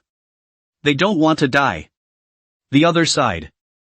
Foamy Xiaomor also rushed behind the steel rejects at this time, sitting paralyzed on the ground, the sound of whistling bullets coming from his ears, watching the hordes of soldiers who rushed over and fell like cut wheat, trembling with fear. Totally forgot this was a game. Her luck was pretty good, because Zhao Ming's main target was Su Hui, directly sweeping and exploding the assault boat Su Hui was in, and ordering the shelling, so it briefly hit on those two assault boats, and Foamy Xiaomor had the chance to run behind the cover. It's just impossible to rush up. Even without Zhao Ming and Qin Xinghan, the two guys with anti-aircraft gun sweeps. The machine gun points on the beach were also added by Zhao Ming, mainly to harvest players' emotional value. At this point. 62, on the fortress. The smile at the corner of Zhao Ming's mouth gradually widened as he set up his anti-aircraft gun to strafe the area. Emotional value plus 98. Emotional value plus 109. Emotional value plus 674. Sentiment values are no longer growing a little bit, but are starting to grow in large quantities as the game progresses and spreads through the various live streams, at a much faster rate than hot searches. Seeing this, Zhao Ming's hand, which was pressing the trigger, pressed even harder. And the game is about to bottom out in terms of numbers. 56,500. A mere 2 minutes from the moment of rushing to the beach. There were only 56 players left out of over 400 in the opening round. Beach. All the players were languishing behind cover under Imperial fire. While Mo Xiaomor's side couldn't stop shivering with his gun, a player of the allied army next to him was speaking with difficulty, and his neck was actually punched with a hole, and a steady stream of blood was coming out. Help me. Foamy was taken aback, then reacted. Ha? Ah. Looking at the allied player lying a bit outside the steel rejects, Morpho hurriedly dragged him over, but also panicked. How do I save it? Bandages? Right. Bandages. Foamy remembered the bandages and turned them over in a hurry. Begin wrapping a bandage around the allied player's neck. The most new small novel in 6-9 bookbar first post. This thing will bleed back, wrap it around end. Foamy Littlemore's face suddenly paled, and the movements in his hands stopped, because the allied player in front of him was motionless and dead. And this bandage doesn't return blood. Blood back? This is the game? Nope. Is this really a game? At this point. A shrill whistling sound came from the sky. Shouting suddenly rang in Foamy's ears. Foamy! Get down! Foamy Xiaomor twisted her head to see that it was surprisingly Yufeng. At this moment, Yufeng was leaning against the back of the steel refusal horse, the pants on his legs were already stained red with blood, and his arms were also bleeding. But was gesticulating at him with both hands and yelling something. You? Foamy's little stranger's words had just fallen. Boom! A shell fell and the explosion spread. The steel rejection horse directly twisted and deformed under this impact, and the iron frame crumbled apart. Yufeng's eyes. Foamy Littlemore instantly exploded into a mist of blood. Seeing another person he knew die, Yufeng's eyes widened in anger. Brown. Snap. An arm fell from the sky, with a half bandage in its hand. This is Foamy's arm. Blood and fear deliver the punch. It made Yufeng completely tense up and roar angrily. ICNM.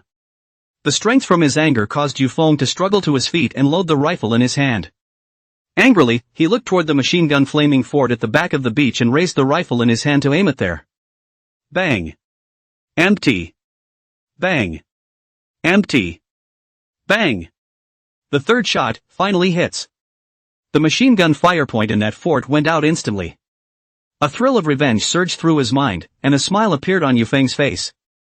But the thrill of this revenge had not yet exploded in his mind. The fortress fire point, which had just gone out, was seen to move steeply and turn its guns. The smile on Yufeng's face instantly froze. The muzzle of the gun at that bunker bloomed sparks in Yufeng's eyes. Chug chug chug. One moment. Yufeng's entire body was then beaten into a sieve. 0500. Landing on the beach was only 3 minutes. Game over, no survivors. And the hot search on the Dasha Federation site outside the game had exploded. End of chapter. Chapter 20 fully unlocked, immersive episodic experience, Normandy landing medal. At this point. Skyshark Live, Gaming Zone. These 400 or so anchors, big and small, all the online viewers added up to 2 or 3 million people. Each live stream has a different perspective. But the gruesomeness is the same and it's live at the same time. Just a few minutes. It brought millions of emotional value to Zhao Ming alone. These 400 or so anchors are all players of FPS-type games. There was a top sniper type like Yufeng, there was also a combat sense far beyond the ordinary person all-round type, and there was also a good technique relying on the face value of the fiery emo Shamor type, but none of them had survived more than 5 minutes. When the screen of Yufeng's live broadcast completely blacked out. Prompt, game over. The audience in the live room hadn't returned to their senses until it was confirmed, and the pop-ups rolled like crazy. That's the end of it? Nima. Is this game really played by people? Laughing my ass off. Little thingsy can't do it. 3-time SCS sniper champion, and it took 3 shots to kill 1 person? Don't really laugh, that Fong Ming guy is even more pulled, the enemy is nothing without even seeing it. But it should be said not to say, this game is made too real, this nasty can actually pass the trial? What's the point of playing a horror game? This is no more exciting than those horror games. That's right, I'm going to cut a video and send it to the gang in the horror game section. 66,666, tricking people into kill them, ha ha ha ha.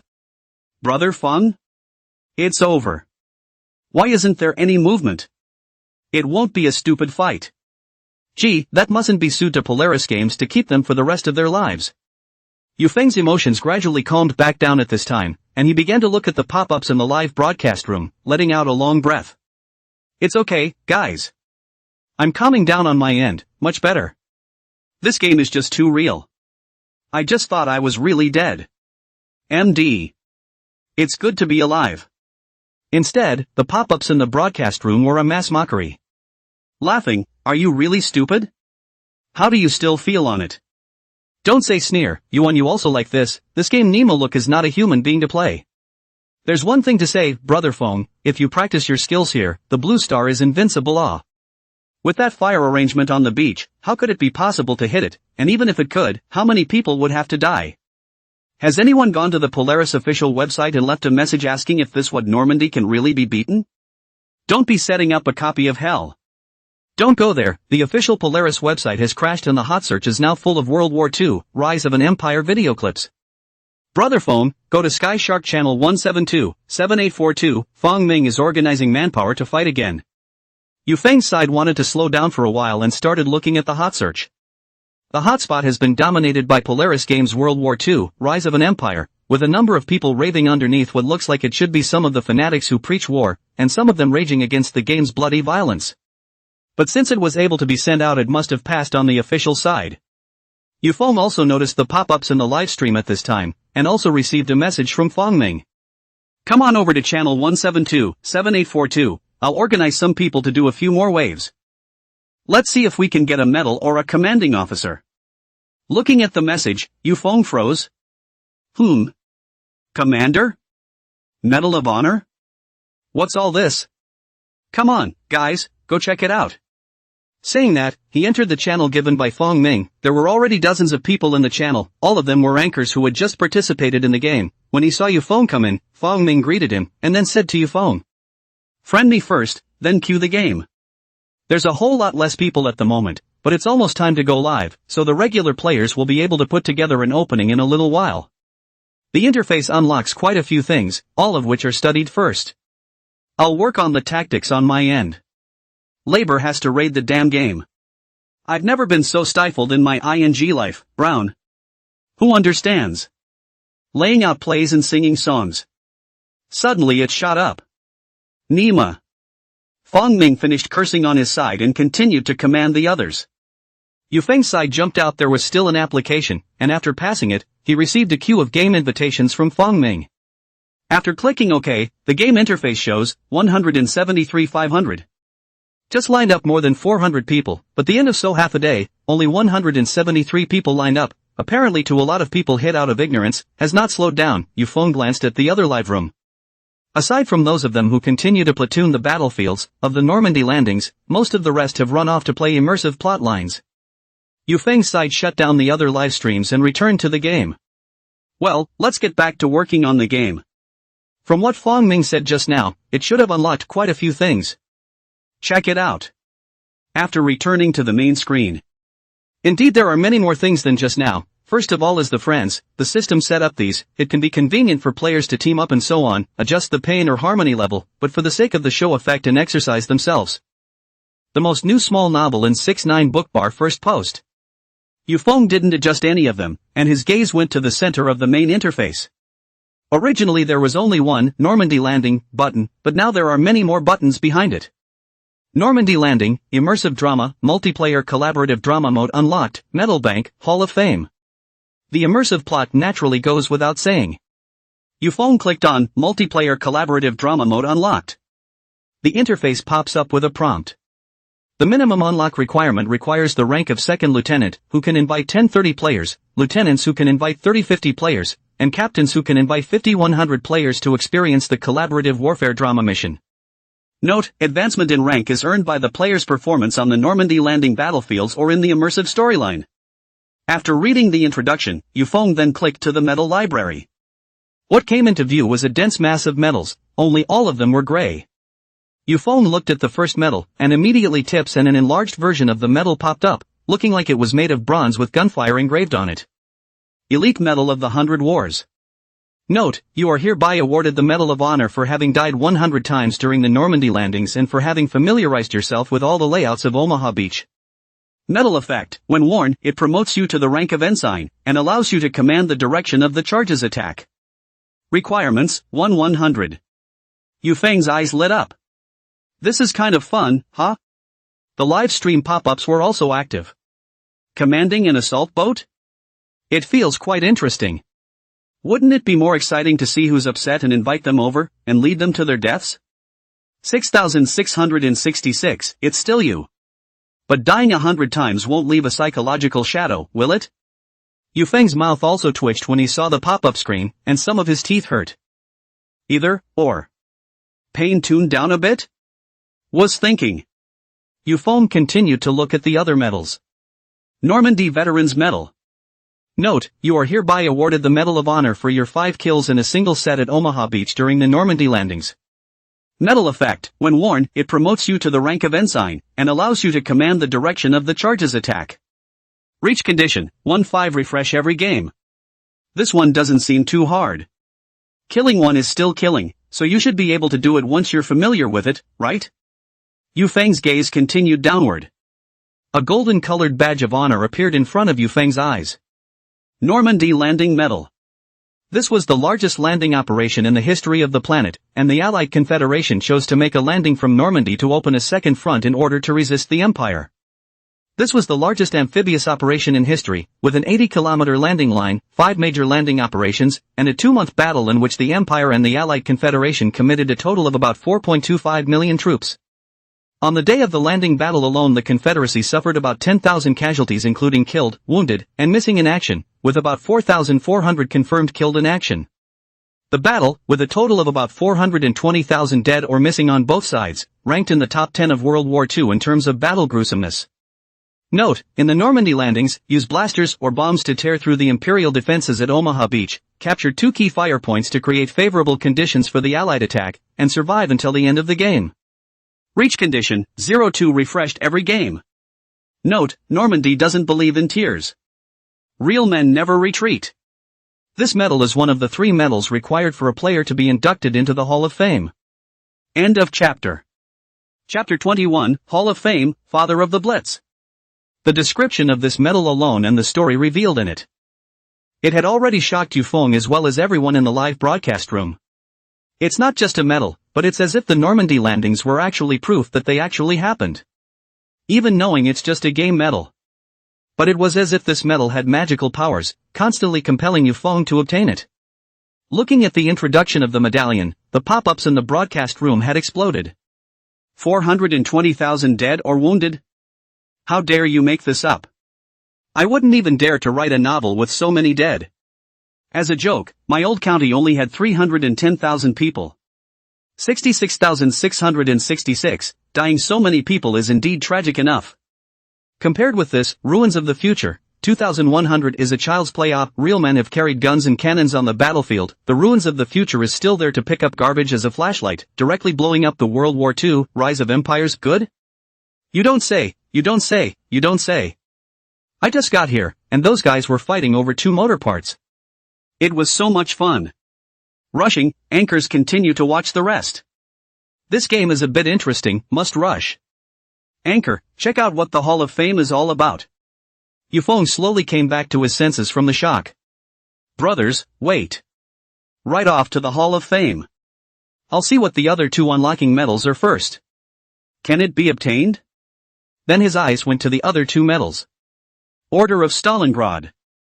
This is the history of the Second World War, the decisive turning point, known as the Second World War and the bloodiest battles in modern times, unprecedented brutal street battles for which it was given the nickname World War II meat grinder. Before the war, Stalingrad had a civilian population of about 800,000. After the war there were only about 7,000 left. The battle was one of the most grueling in modern warfare, with the Soviet Union averaging more than 8,000 casualties per day during the campaign, with the average soldier surviving no more than 24 hours and the average officer surviving less than 3 days. The Reich and the Soviet Union, at the Battle of Stalingrad, committed a total of about 4.5 million troops. Casualties on both sides of the battle totaled about 2.7 million. Total casualties in the Reich and the Serbian states were about 1.5 million, and in the Soviet Union, about 1.2 million. Its battles were among the top 3 in World War II in terms of severity and casualties. Note, this is a copy of the National War, opened on major holidays. Note, in the defense of Stalingrad, led a 50-man commando unit that used the ruined terrain to engage the Imperial army in a strangling street battle, delaying the Imperial army and surviving for more than 10 days. Requirements, 0-10 days. Note, Ola. For Stalin. For Motherland. This medal is one of the 3 medals required for a player to be inducted into the Hall of Fame. Hiss. Yufeng sucked in a breath of cool air. This Nima? The background is getting bigger and bigger, huh? A city of 800,000 people died to just over 7,000. Both sides put a total of 4.5 million men into battle and 2.7 million died? And the final outcome of this battle? Was the Reich victorious, or the Soviet Union? A replica of the War of Nations that comes out during the holidays? When does that have to go live? It's still early for New Year's Eve. The point is that this medal does an itchy job of talking about the background, the casualties, just not the results. Same as the Normandy landing medal. All that is known is that it was a turning point in the war between the Empire and the Allied Federal States, but the exact outcome is not known. Yufeng was completely convinced at this point. Just from the shock this background gave him, he had to keep playing it too. The pop-ups in the livestream are even more unneeded. All have been confused. It's about to open for download, and already the Waterboys are clamoring for a rush. Yufeng's gaze continued to move downward. Move to the final medal in the Unlocking Hall of Fame. Order of the Patriotic Order of Moscow. This time Yufeng is finally familiar with a little bit, and the water friends in the live broadcast room also recognize that this is not the game CG, mentioned Moscow. Thinking of the game CG inside, countless Soviet soldiers, against their bodies set on fire by gasoline, charging towards the Imperial army, and the city that was turned into a sea of fire, there was already a concrete picture of how tragic it was. Think of the Normandy landings, and the gruesomeness in the background of Stalingrad. No wonder it's one of the unlocked conditions. This one is probably no less gruesome than the other 2. As Yufeng gazed over. Sure enough. Order of the Patriotic Order of Moscow. The most new small novel in 6ix9ine Bookbar first post. This was a war for the survival of the Soviet Union and the first setback for the Empire. The blitzkrieg that once created a 4-hour period to exterminate a country did not work in the face of the vastness of the Soviet Union. The war lasted a total of 7 months, and the Soviet Union, relying on the extreme cold to fend off the Imperial forces, mobilized a large number of people and in a short period of time constructed 2 lines of defense that together were about 580 kilometers in length to fend off the Imperial forces. Both sides have committed a total of about 2.25 million troops. Post-war statistics indicate that casualties on both sides amounted to about 1.5 million, about 500,000 in the Reich and about 1 million in the Soviet Union.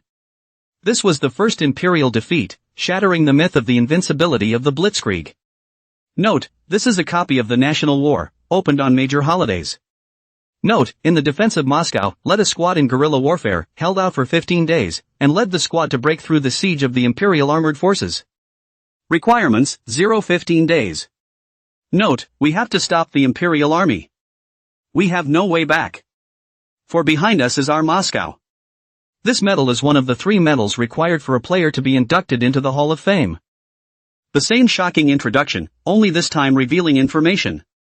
The first defeat of the Empire and the Blitzkrieg that wiped out a country in 4 hours. It seems that even as strong as the Empire is, it cannot be invincible. But it also piqued the players' curiosity even more. The outcome of the war is known though. But the Blitzkrieg revealed by the Empire's defeat, and the course of the Soviet Union's victory, is much more appetizing.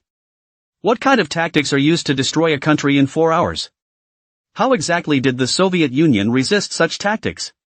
These are useless even if the anchors and watermen are in a hurry. Because the press is not open. Yu Feng sighed to pacify the water friends, hastily clicked on the Hall of Fame. The game is now 376,500, immediately started, and then do not look too late. Enter the Hall of Fame, which is a photo. Only like the metal vault, it's all dark gray and not activated. Yu Feng's side viewed a random photo. Immediately amplify the surfacing. Heinz Wilhelm Guderian to be unlocked. Title, Father of the Blitzkrieg, Imperial Eagle, Father of the Imperial Armored Corps. Rank, General. Biography, he was one of the 3 great generals of the Empire, the founder of the modern Blitzkrieg, who swept across Europe with the Blitzkrieg to create the myth of invincibility, but folded under the city of the Soviet Union, and was later dismissed due to a disagreement between his philosophy and the Führer's. Famous people, drop your weapons and get off the road, I don't have time to take you prisoner. Exclusive storyline, to be unlocked. Exclusive biography, to be unlocked. Note, participating in the immersive storyline gives you the chance to unlock famous people from World War II, which will be followed by a separate storyline as well as biographical CGs. Perhaps you'll become an aide-de-camp next to the father of the Blitzkrieg, Guderian, and learn the ultimate Blitzkrieg tactics, and of course you'll have the chance to get close to other high-ranking members of the Reich. M shouldn't be watered down, account for the game, add to the worldview, get right into the player drama. End of chapter. Chapter 22, the strongest 1v17 on the earth. Hiss. Yu Feng couldn't help but smack his lips. This one looks a little strong. So many names. Father of the Blitzkrieg, Father of the Imperial Eagle, Father of the Imperial Armored Corps. How strong this general must be. Still one of the 3 great generals of the Empire, sweeping across Europe. Europe? Wasn't he the one who fought off all those Empire territories inside the CG before? The pop-ups in the livestream were screaming. I'll go, it's still possible. Coward. There's also an exclusive plot, an exclusive biography CG. Is the worldview of this game so complete? I'm more curious about what that Blitzkrieg tactic was than that. Yes.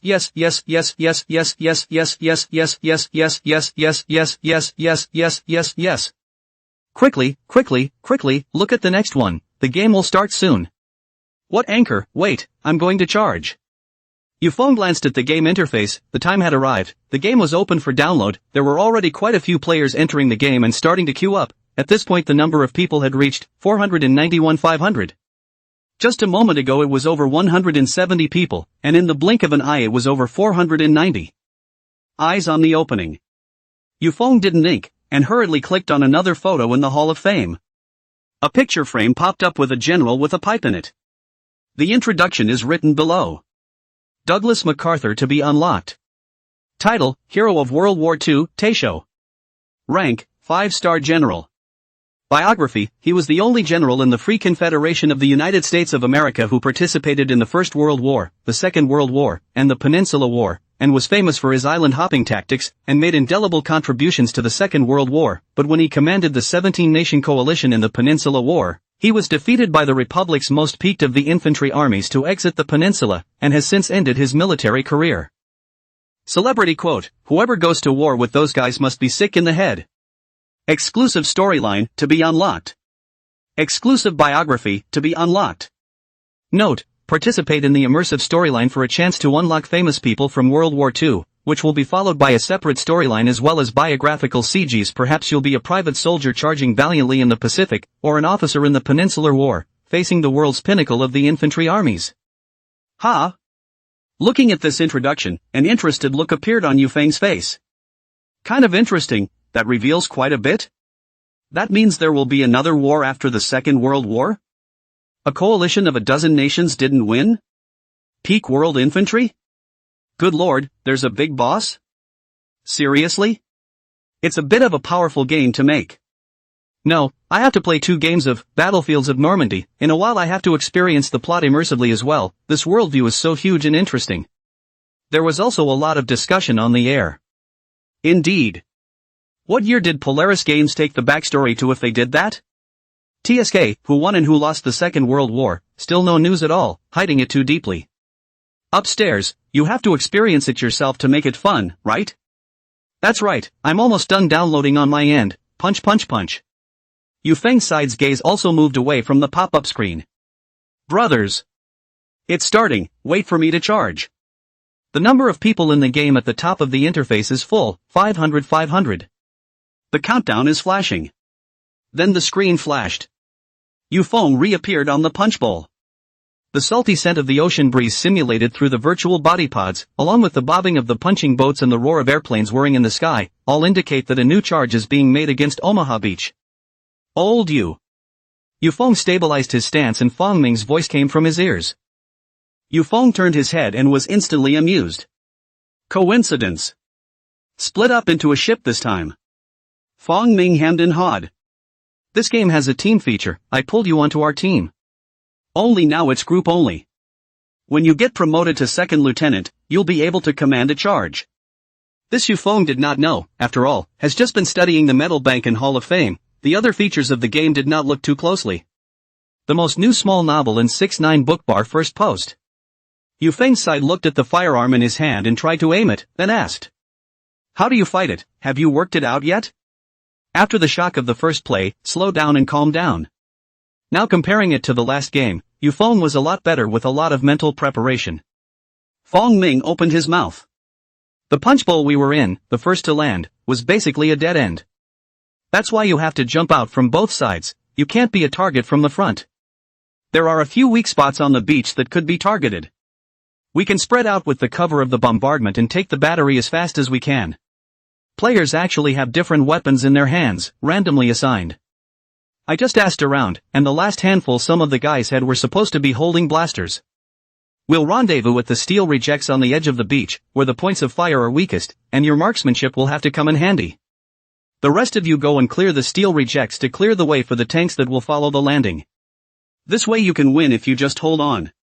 Due to the last handful of deaths being too suffocating, Fong Ming, as a top FPS gamer, had analyzed quite a few things through the videos of the various live streams on the internet in this little while, and had found a few slightly weaker fire points. Yufeng nodded on his side. No problem. It's an older gun, but it's okay. Fong Ming also nodded and then cursed. When I raid this beach one, I'll have to go to the official Polaris Games website and curse this game for a wave. Pissed off. In itself, with this kind of personality and live broadcasting style, he was prone to offending people, and the ratio of fans and black fans was sort of half and half. It turned out to be a shellacking because of that wave that just came up. The demonic cycle of reactions to being made into clips by black fans to throw him off. Fong Ming could already foresee how the black fans would have to spoof him during this next period of time, and just thinking about it made Fong Ming's teeth itch. It's so suffocating. Fong Ming's side glanced outside, there was still some distance to go before landing, and then leaned on the edge of the rushing boat's fender to give Yufeng an introduction. By the way, these are also anchors. All newcomers. This one plays with a submachine gun. This one was and is playing with a sniper rifle. This one's old Sue, a pure newbie it seems. Whoosh. A sharp whistling sound rang out, Yufeng's ears twitched, and his eyes were instantly horrified. Nima? No? Again? Brown. Jump ship. Yufeng flipped over the edge of the guard plate with a flip and jumped into the sea. Fong Ming also reacted, after all, he had the experience of being bombed last time, and with his hands in a hurry, he flipped out of the submarine and jumped into the sea, and while doing so, he cursed in horror and anger. IRNM? Jump into the ocean. This tour grunt grunt grunt grunt. Bubbles kept floating up in the sea. Boom. The submersible boat that was advancing above the sea surface was steeply hit by a shell. The impact of the explosion tore the submersible boat apart, and the ignited gasoline instantly transformed into a huge fireball that exploded on the surface of the sea. Today's last day for monthly votes. If you have a vote, please vote after the new book period. The author will try to increase more. End of chapter. Chapter 23. The smoke bomb is off the charts alright. The other side. Emperor Penguin Group, Game Department. Bam. There was a loud bang from the office, and Suyao flung the virtual helmet in his hand in disbelief, the expression of panic at being abruptly blown up still floating on his face. WOJ? Is this nifty locating me? Once is even. Come back a second time? This nigga is not positioning him to eat sure. Rough. Thinking that he was like a clown, being fooled by that Zhao Ming guy, the more Suyao thought about it, the more angry he became and gritted his teeth and called for his secretary. Go, take the rest of the funds and buy me the Black Material Black Polaris game. Let's just say that this game is damaging to the physical and mental health of young people. Have someone boycott them to death. In-game. Wow. Yufeng and Fong Ming, one after the other, drilled out of the sea, looking at the burning fragments of the assault boat on the ground next to them with eyes full of fear. The two struggled to swim together in the sea, and Fong Ming couldn't help but curse. This can't be a ING hit aimed at labor, can it? It's already blown up a second time. Yufeng, who had just swam next to Fong Ming, gave his entire body a lurch. It seems to be true. It's bombed this guy both times. It wasn't the time when the live broadcast scolded Polaris Games and was seen holding a grudge by the boss of Polaris Games, was it? Yufeng silently stayed away from some, being shelled cannot involve me again. Swim fast, it's a bit of a distance. There is still a distance from the landing of the assault boat. Yufeng looked at this distance some toothache, this Nima swim to that also do not have the strength to run, right? But you can't drown here either. It's embarrassing. Hundreds of thousands of people are watching on the live feed. Yufeng gritted his teeth and silently swam towards the beachside. Fong Ming also grimaced as he looked at the distance, but as he watched Yufeng get further and further away. No! You wait for me. Hurriedly chasing after them. The pair didn't have to swim for long, though, as ropes were flung from a passing assault boat in the rear for the pair to tug on and pull up, following the second group of soldiers to land on Omaha Beach. Everyone get ready to land and try to separate. See you at the booth. Go go go. As the commander of the assault boat yelled, the flaps opened. The soldiers in front of them quickly rushed to the beach and quickly fell back onto it. The bullets exploded in a shower of blood, directly taking the lives of the soldiers. Rap is ready. Facing the scene again. It still left the duo shaken and their brains blank. Mechanically, he followed the crowd, charging out forward, the plans he had made earlier in his mind not coming to mind at all at this point. Fire, smoke, bodies. Machine gun bullets swept through the fort on the beach like a rainstorm. The ground was covered with the bodies of the Allied forces, the sea at the edge of the beach was dyed red, the smell of blood mixed with smoke filled the air. Yufeng and Fong Ming crawled on the ground with great difficulty and hid behind the steel rejects. Ta-da-day-day-day. Whistling bullets swept around the pair. Boo!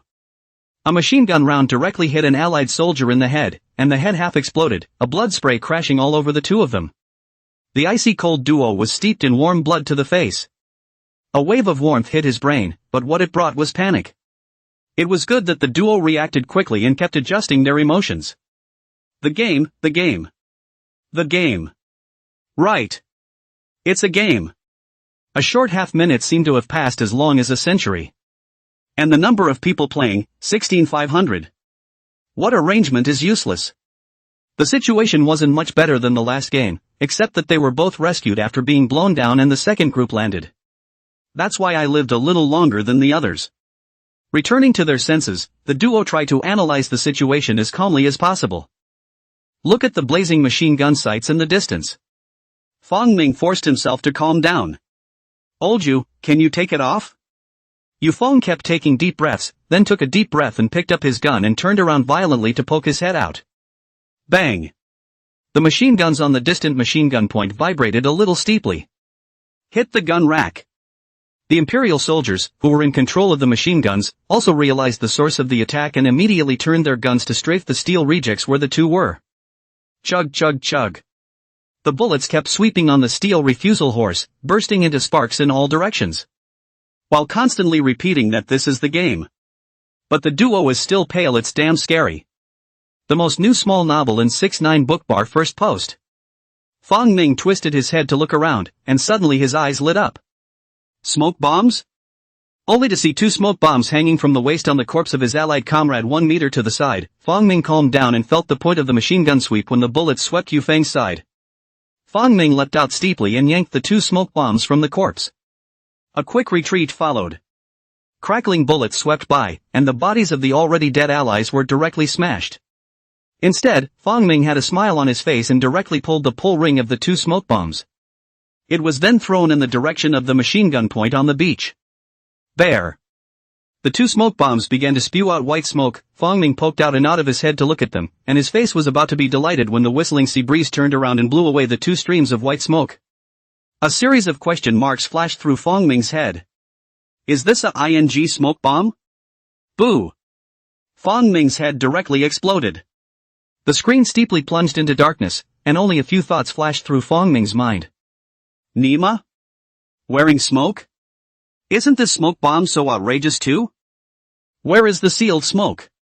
The smoke and mirrors of reality gave Fong Ming a little bit of a tiny mouthful. Hiss. Seeing Fong Ming get his head blown off by machine gun bullets, Yu Feng's teeth hurt.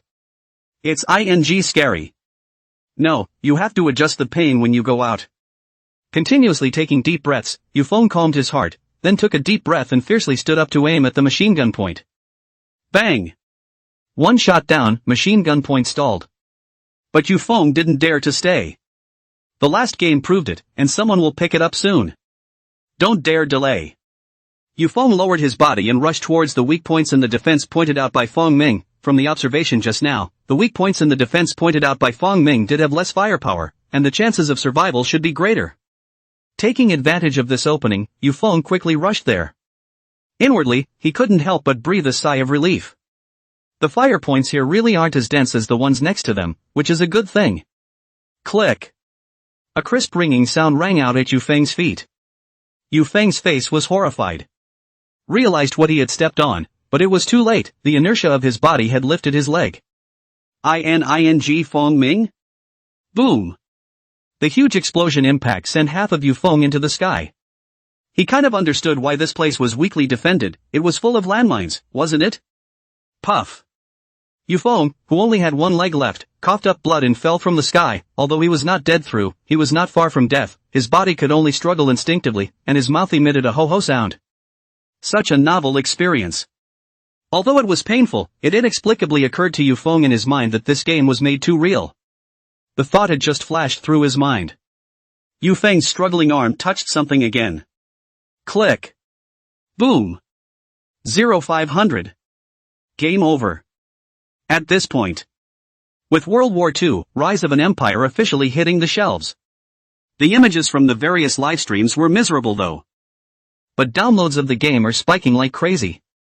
Get through the new book period the author will try today 10,000.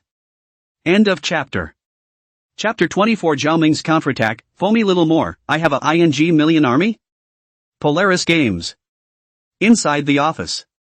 Zhao Ming has already quit the game. His face is still a little not overjoyed. His mental capacity is so poor, he died twice and went offline. Then turn around and copy your game, you mustn't explode with anger.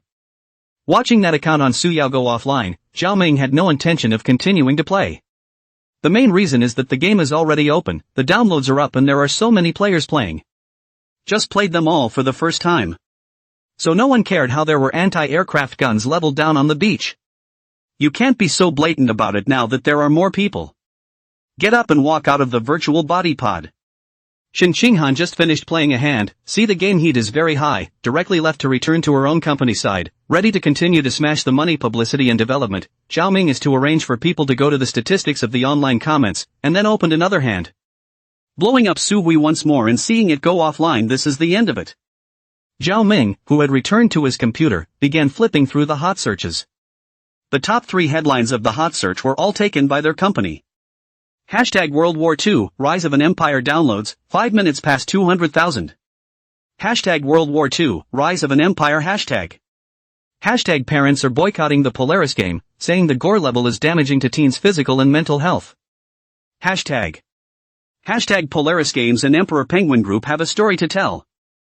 Hashtag. Hashtag Skyshark Live Gaming Zone top gods on this? Hashtag. Hashtag I'll do it hashtag.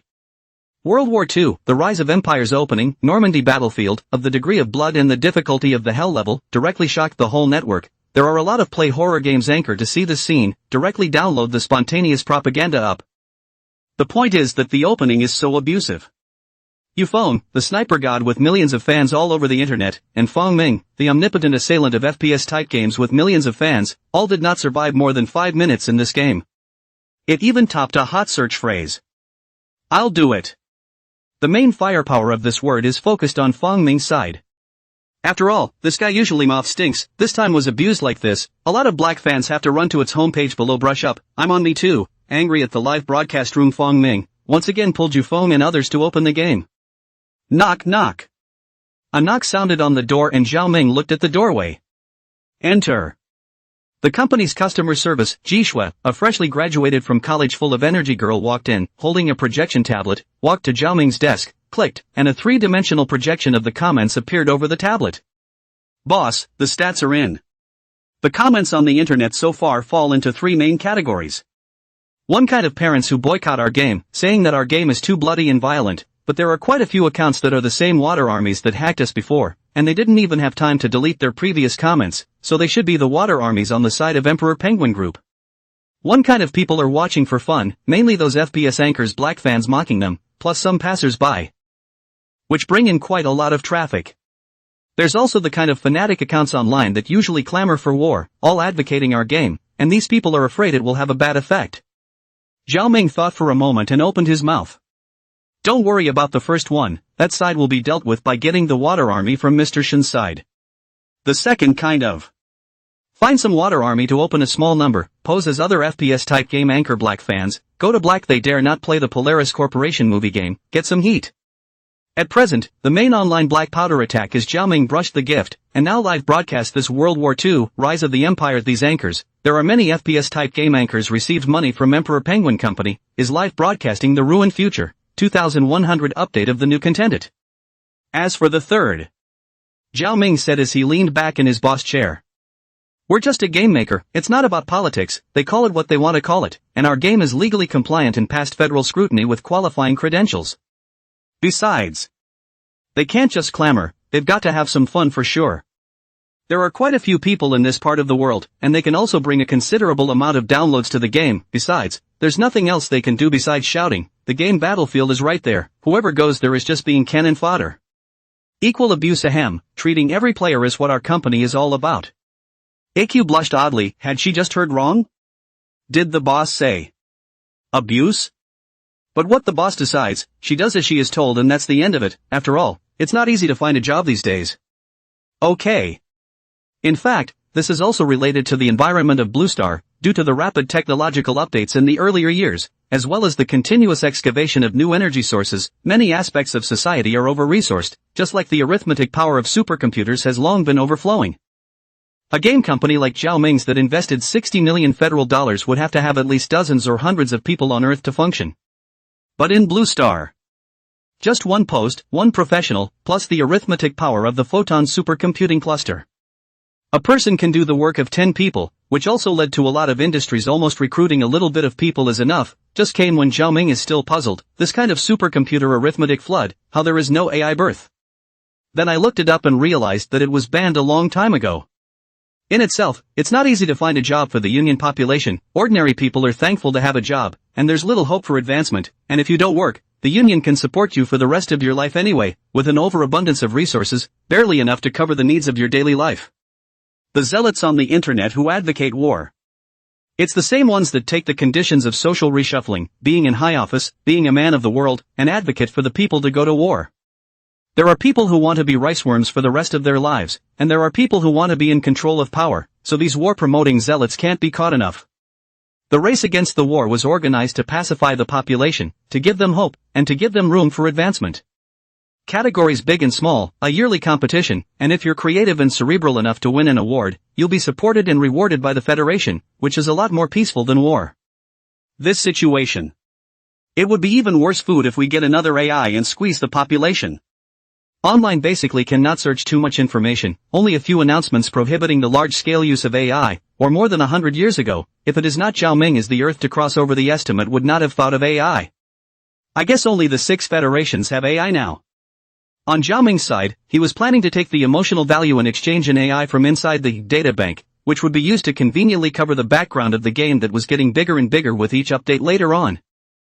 After all, people set backgrounds for exclusive NPCs even if you World War II, Rise of an Empire an ordinary civilian NPC has a full life, alone you can do it? Zhao Ming had to find a reasonable cover, and AI was the best option. Not only, but also. The company this point of people as long as not cut, even if the federal check down is also fine, the company from the beginning of the establishment has been so many people, did not use AI before as so many people, with AI after were so many people. There is no such thing as squeezing people out of existence. However, Zhao Ming also does not intend to let these people idle. Cyber Blue Star, 2077 after all, is also considered the company's heart and soul. How can we let the Emperor Penguin side copied for nothing? Zhao Ming's side looked over at Ji Shui.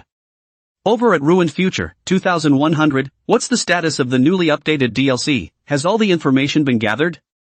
The corners of Ikya's mouth twitched slightly as she thought about it and said.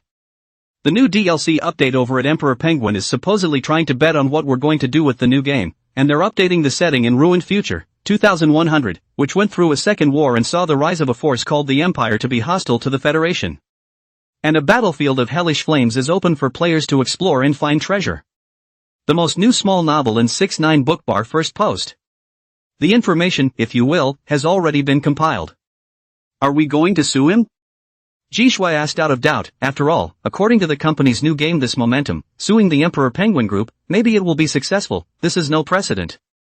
How many game producers have been Emperor Penguin Group? This means screwed up, but now the company certainly cannot collapse, and even won the award may be, according to Ji Shui's ideas certainly have to go to the federal court to sue them, revenge out of a bad gas Zhao Ming's expression was a bit odd. Sue? Why sue? Ikkyu was a little confused. We have the copyright to the gameplay, this is not suing them? Zhao Ming said with a surprised expression. Yeah. So why sue? You guys now take all the information you've collected on Ruined Future, 2100 and throw it into the Photon Supercomputing Cluster's arithmetic software. With the information and content they've done with those 500 million, we've saved a few $100 million. When it's all done, get me Cyberstar, 2077 on the shelves overnight. They come out with new DLC, we update the DLC. They come out with kryptonite weapons, we copy them and give them away with a click. In the future, this game will live on Emperor Penguin Group.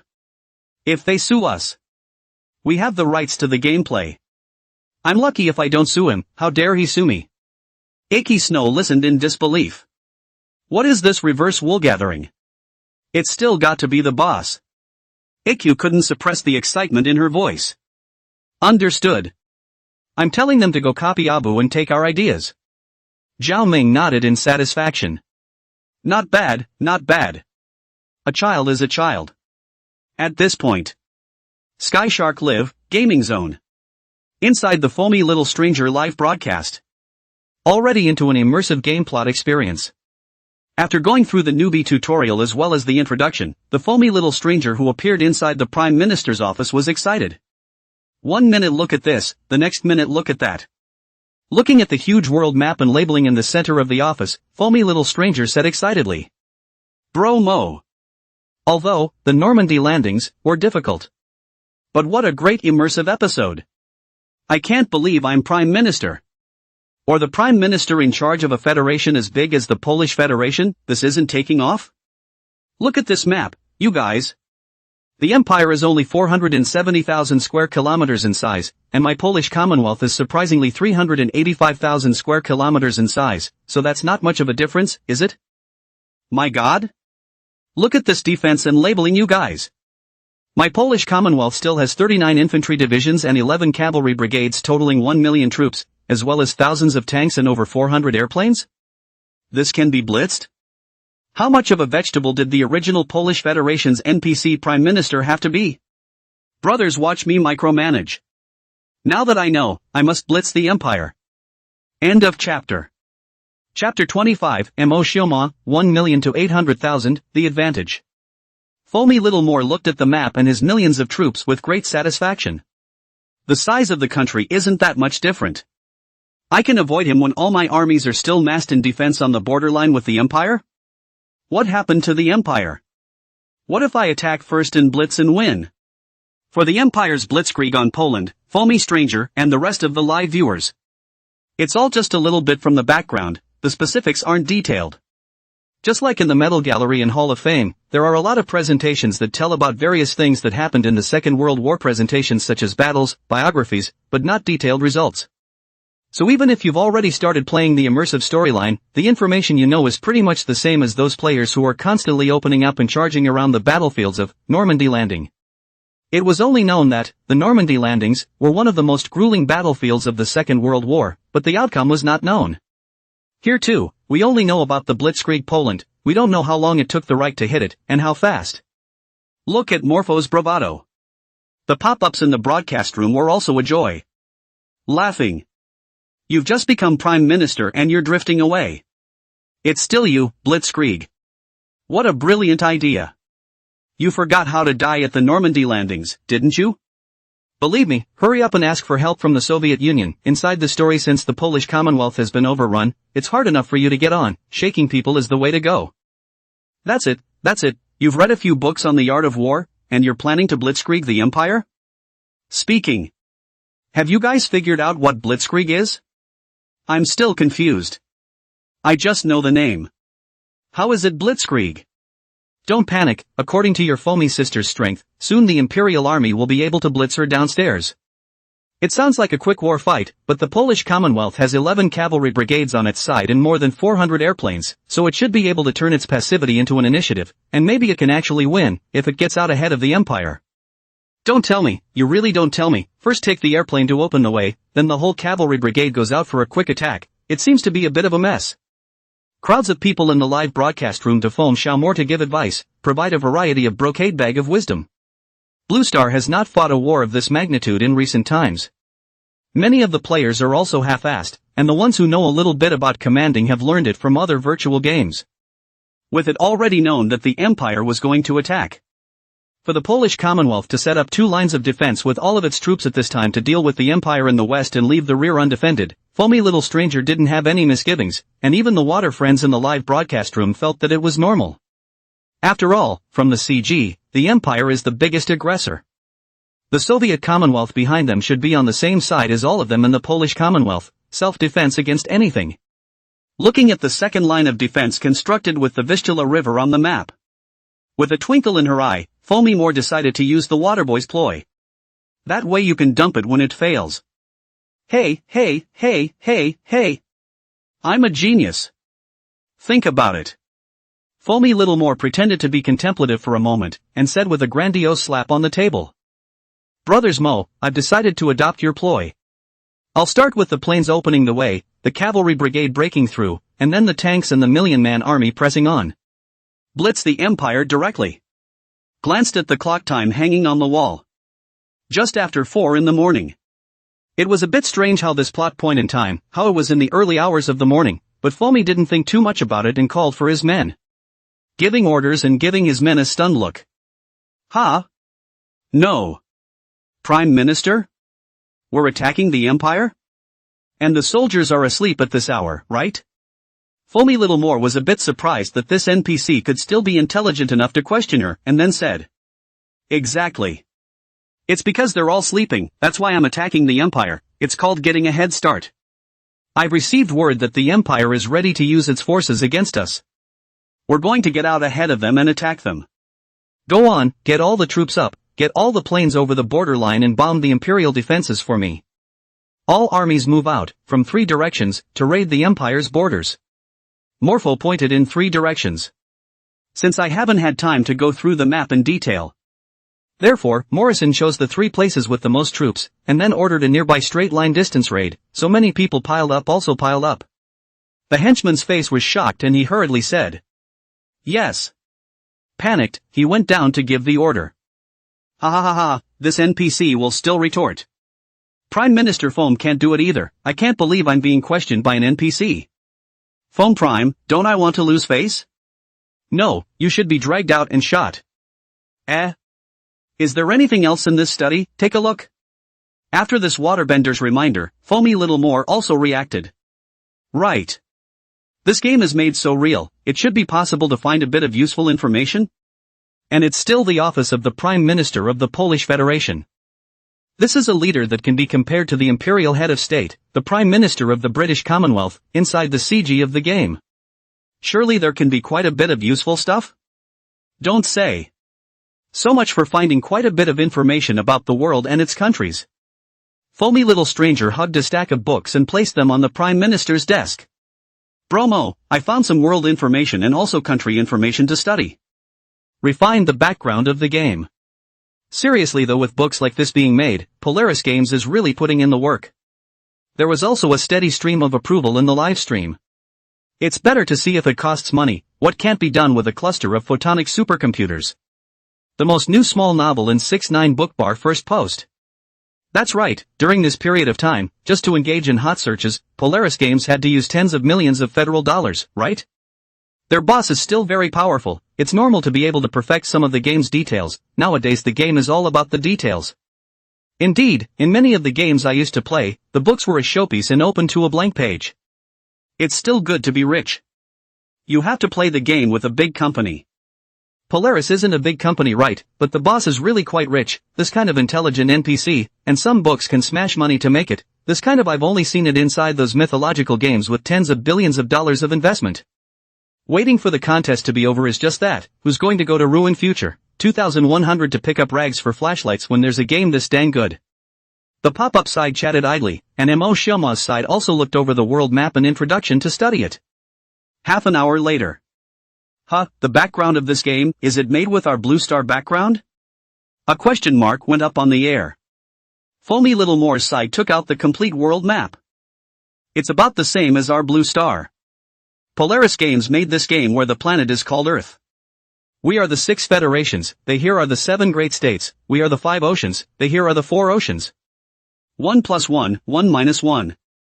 But this world doesn't have the kind of technology or energy we have in Blue Star, so it should all be wars waged over resources. So, we're still pretty happy at Blue Star. At least there's no war and so many people don't have to die. Thinking of the scene where he was blown up at the Normandy landing, Foamy Xiaomore shivered. Anti-war, resolutely anti-war.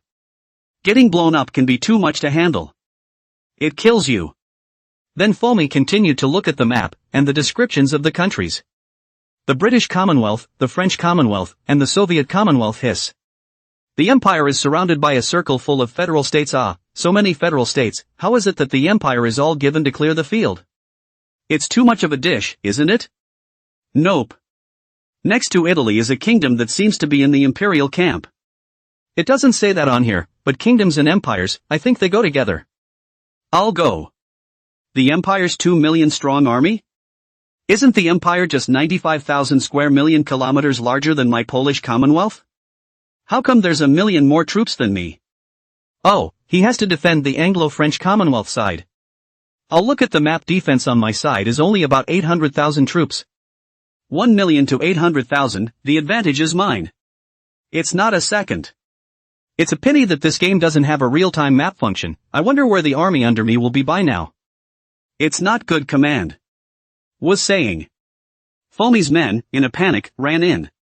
Prime Minister. Not good. The Imperial army has crossed the border and is fighting. Foamy's eyes widened. It's not even 5 in the morning, the moon hasn't even gone down outside, don't the Imperials sleep? Nope. Is it a head start? Foamy's heart stuttered. Broken. The Reichsfuhrer is thinking the same thing as me? End of chapter. Chapter 26, no? The empire is open, right? What can we do about this? Foamy was a little flustered. Looking at the various struts of the pop-ups, he hastened to follow the order. Quick, get the border troops to counterattack. Never let the Imperial army break through the defense line. By the way, aren't there hundreds of airplanes left? Send it out quickly to bombard them. Have all the troops in the second line of defense, all of them, support the first line of defense. Blitzkrieg Poland, an immersive episode where everything goes as it was originally developed. Instead of the Polish Prime Minister, the players give orders that would be affecting the original development, except that this development is optional after all. The plot point set by Zhao Ming is the early morning hours of the day of the Blitz. The player is awake at this point, but the Air Force is basically scrapped, as an Imperial assault is on its way. Action on the side of the Empire. Instead, it would be based on the player's actions, and through the complete biographies and thinking patterns of everyone in the top levels of the Empire that Zhao Ming had exchanged from the Earth's databank. it would calculate and simulate the corresponding thoughts and actions, and thus give the orders. This would be the equivalent of Blue Star players online against Reichsmarschalls as well as World War II generals. And Morpho's side for trying to blitz the Empire. The order to wake up the soldiers ahead of time didn't make her Polish Commonwealth too passive, and the casualties were far fewer in the case of a steep attack. And not even all of the only 400 or so airplanes were lost, more than 100 more took to the skies. But not so much for the other live streams. Many anchors have been blindsided under the raid, switching to different live rooms in the game area of Sky Shark Live.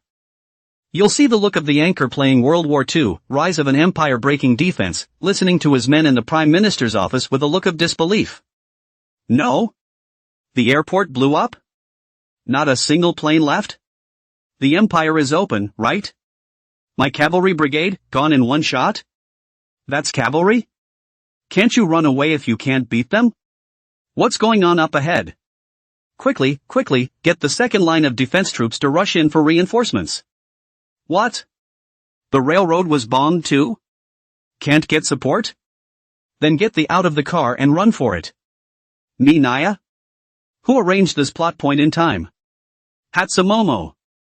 Inside the various broadcast rooms, the anchors have been breaking big defenses. The plot progresses at different times because of the different openings.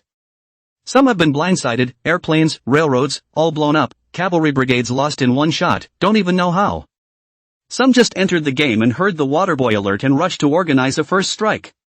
But in the face of a long-planned Imperial conspiracy and the command of Guderian, the founder of the modern Blitzkrieg and a famous World War II general, it was barely able to resist briefly, and could not stop the collapse of the defenses at all. Playing as the Prime Minister, the players are left with one order after another in an attempt to stop the Empire's offensive. But most of them are wrong instructions or even useless. Instead, it accelerated the collapse of the first line of defense. And the battles lasted so long that it was impossible to synchronize them with real time. That's why Zhao Ming designed it so that whenever a player gives an order, the game will extrapolate the order and shorten the time proportionally depending on the time of the battle, after which an NPC will reply to the player. If the two forces of the Empire and the Polish Commonwealth collide, a 6-hour battle will push out and accelerate the results, and after 20 minutes, an NPC will reply to the player with the results of the battle. Inside the foamy little stranger live broadcast. At this point, Mormor looked at the map and was already in a state of lifelessness. Under the command of the many water friends in the live broadcast room, orders were continuously given, and time was constantly accelerating, and in this short 2 hours in the live broadcast room, 4 days had already passed in the game, and the territory on the map was constantly shrinking. Surprisingly, it was a faster fall than the Polish Commonwealth and the original Earth. The first line of defense has been breached and the border is all but lost. Troop reinforcements from the second line of defense hadn't even reached the first line of defense yet, and were about to meet up with the Imperial forces. Foamy's people were numb and skeptical as they kept looking at the map. No? Does that make sense? Is that a gun in the hands of 1 million people? Why can't I read it? 4 days to lose the border, not to mention a few more days to hit the capital? Did those 800,000 men of the Empire fly here?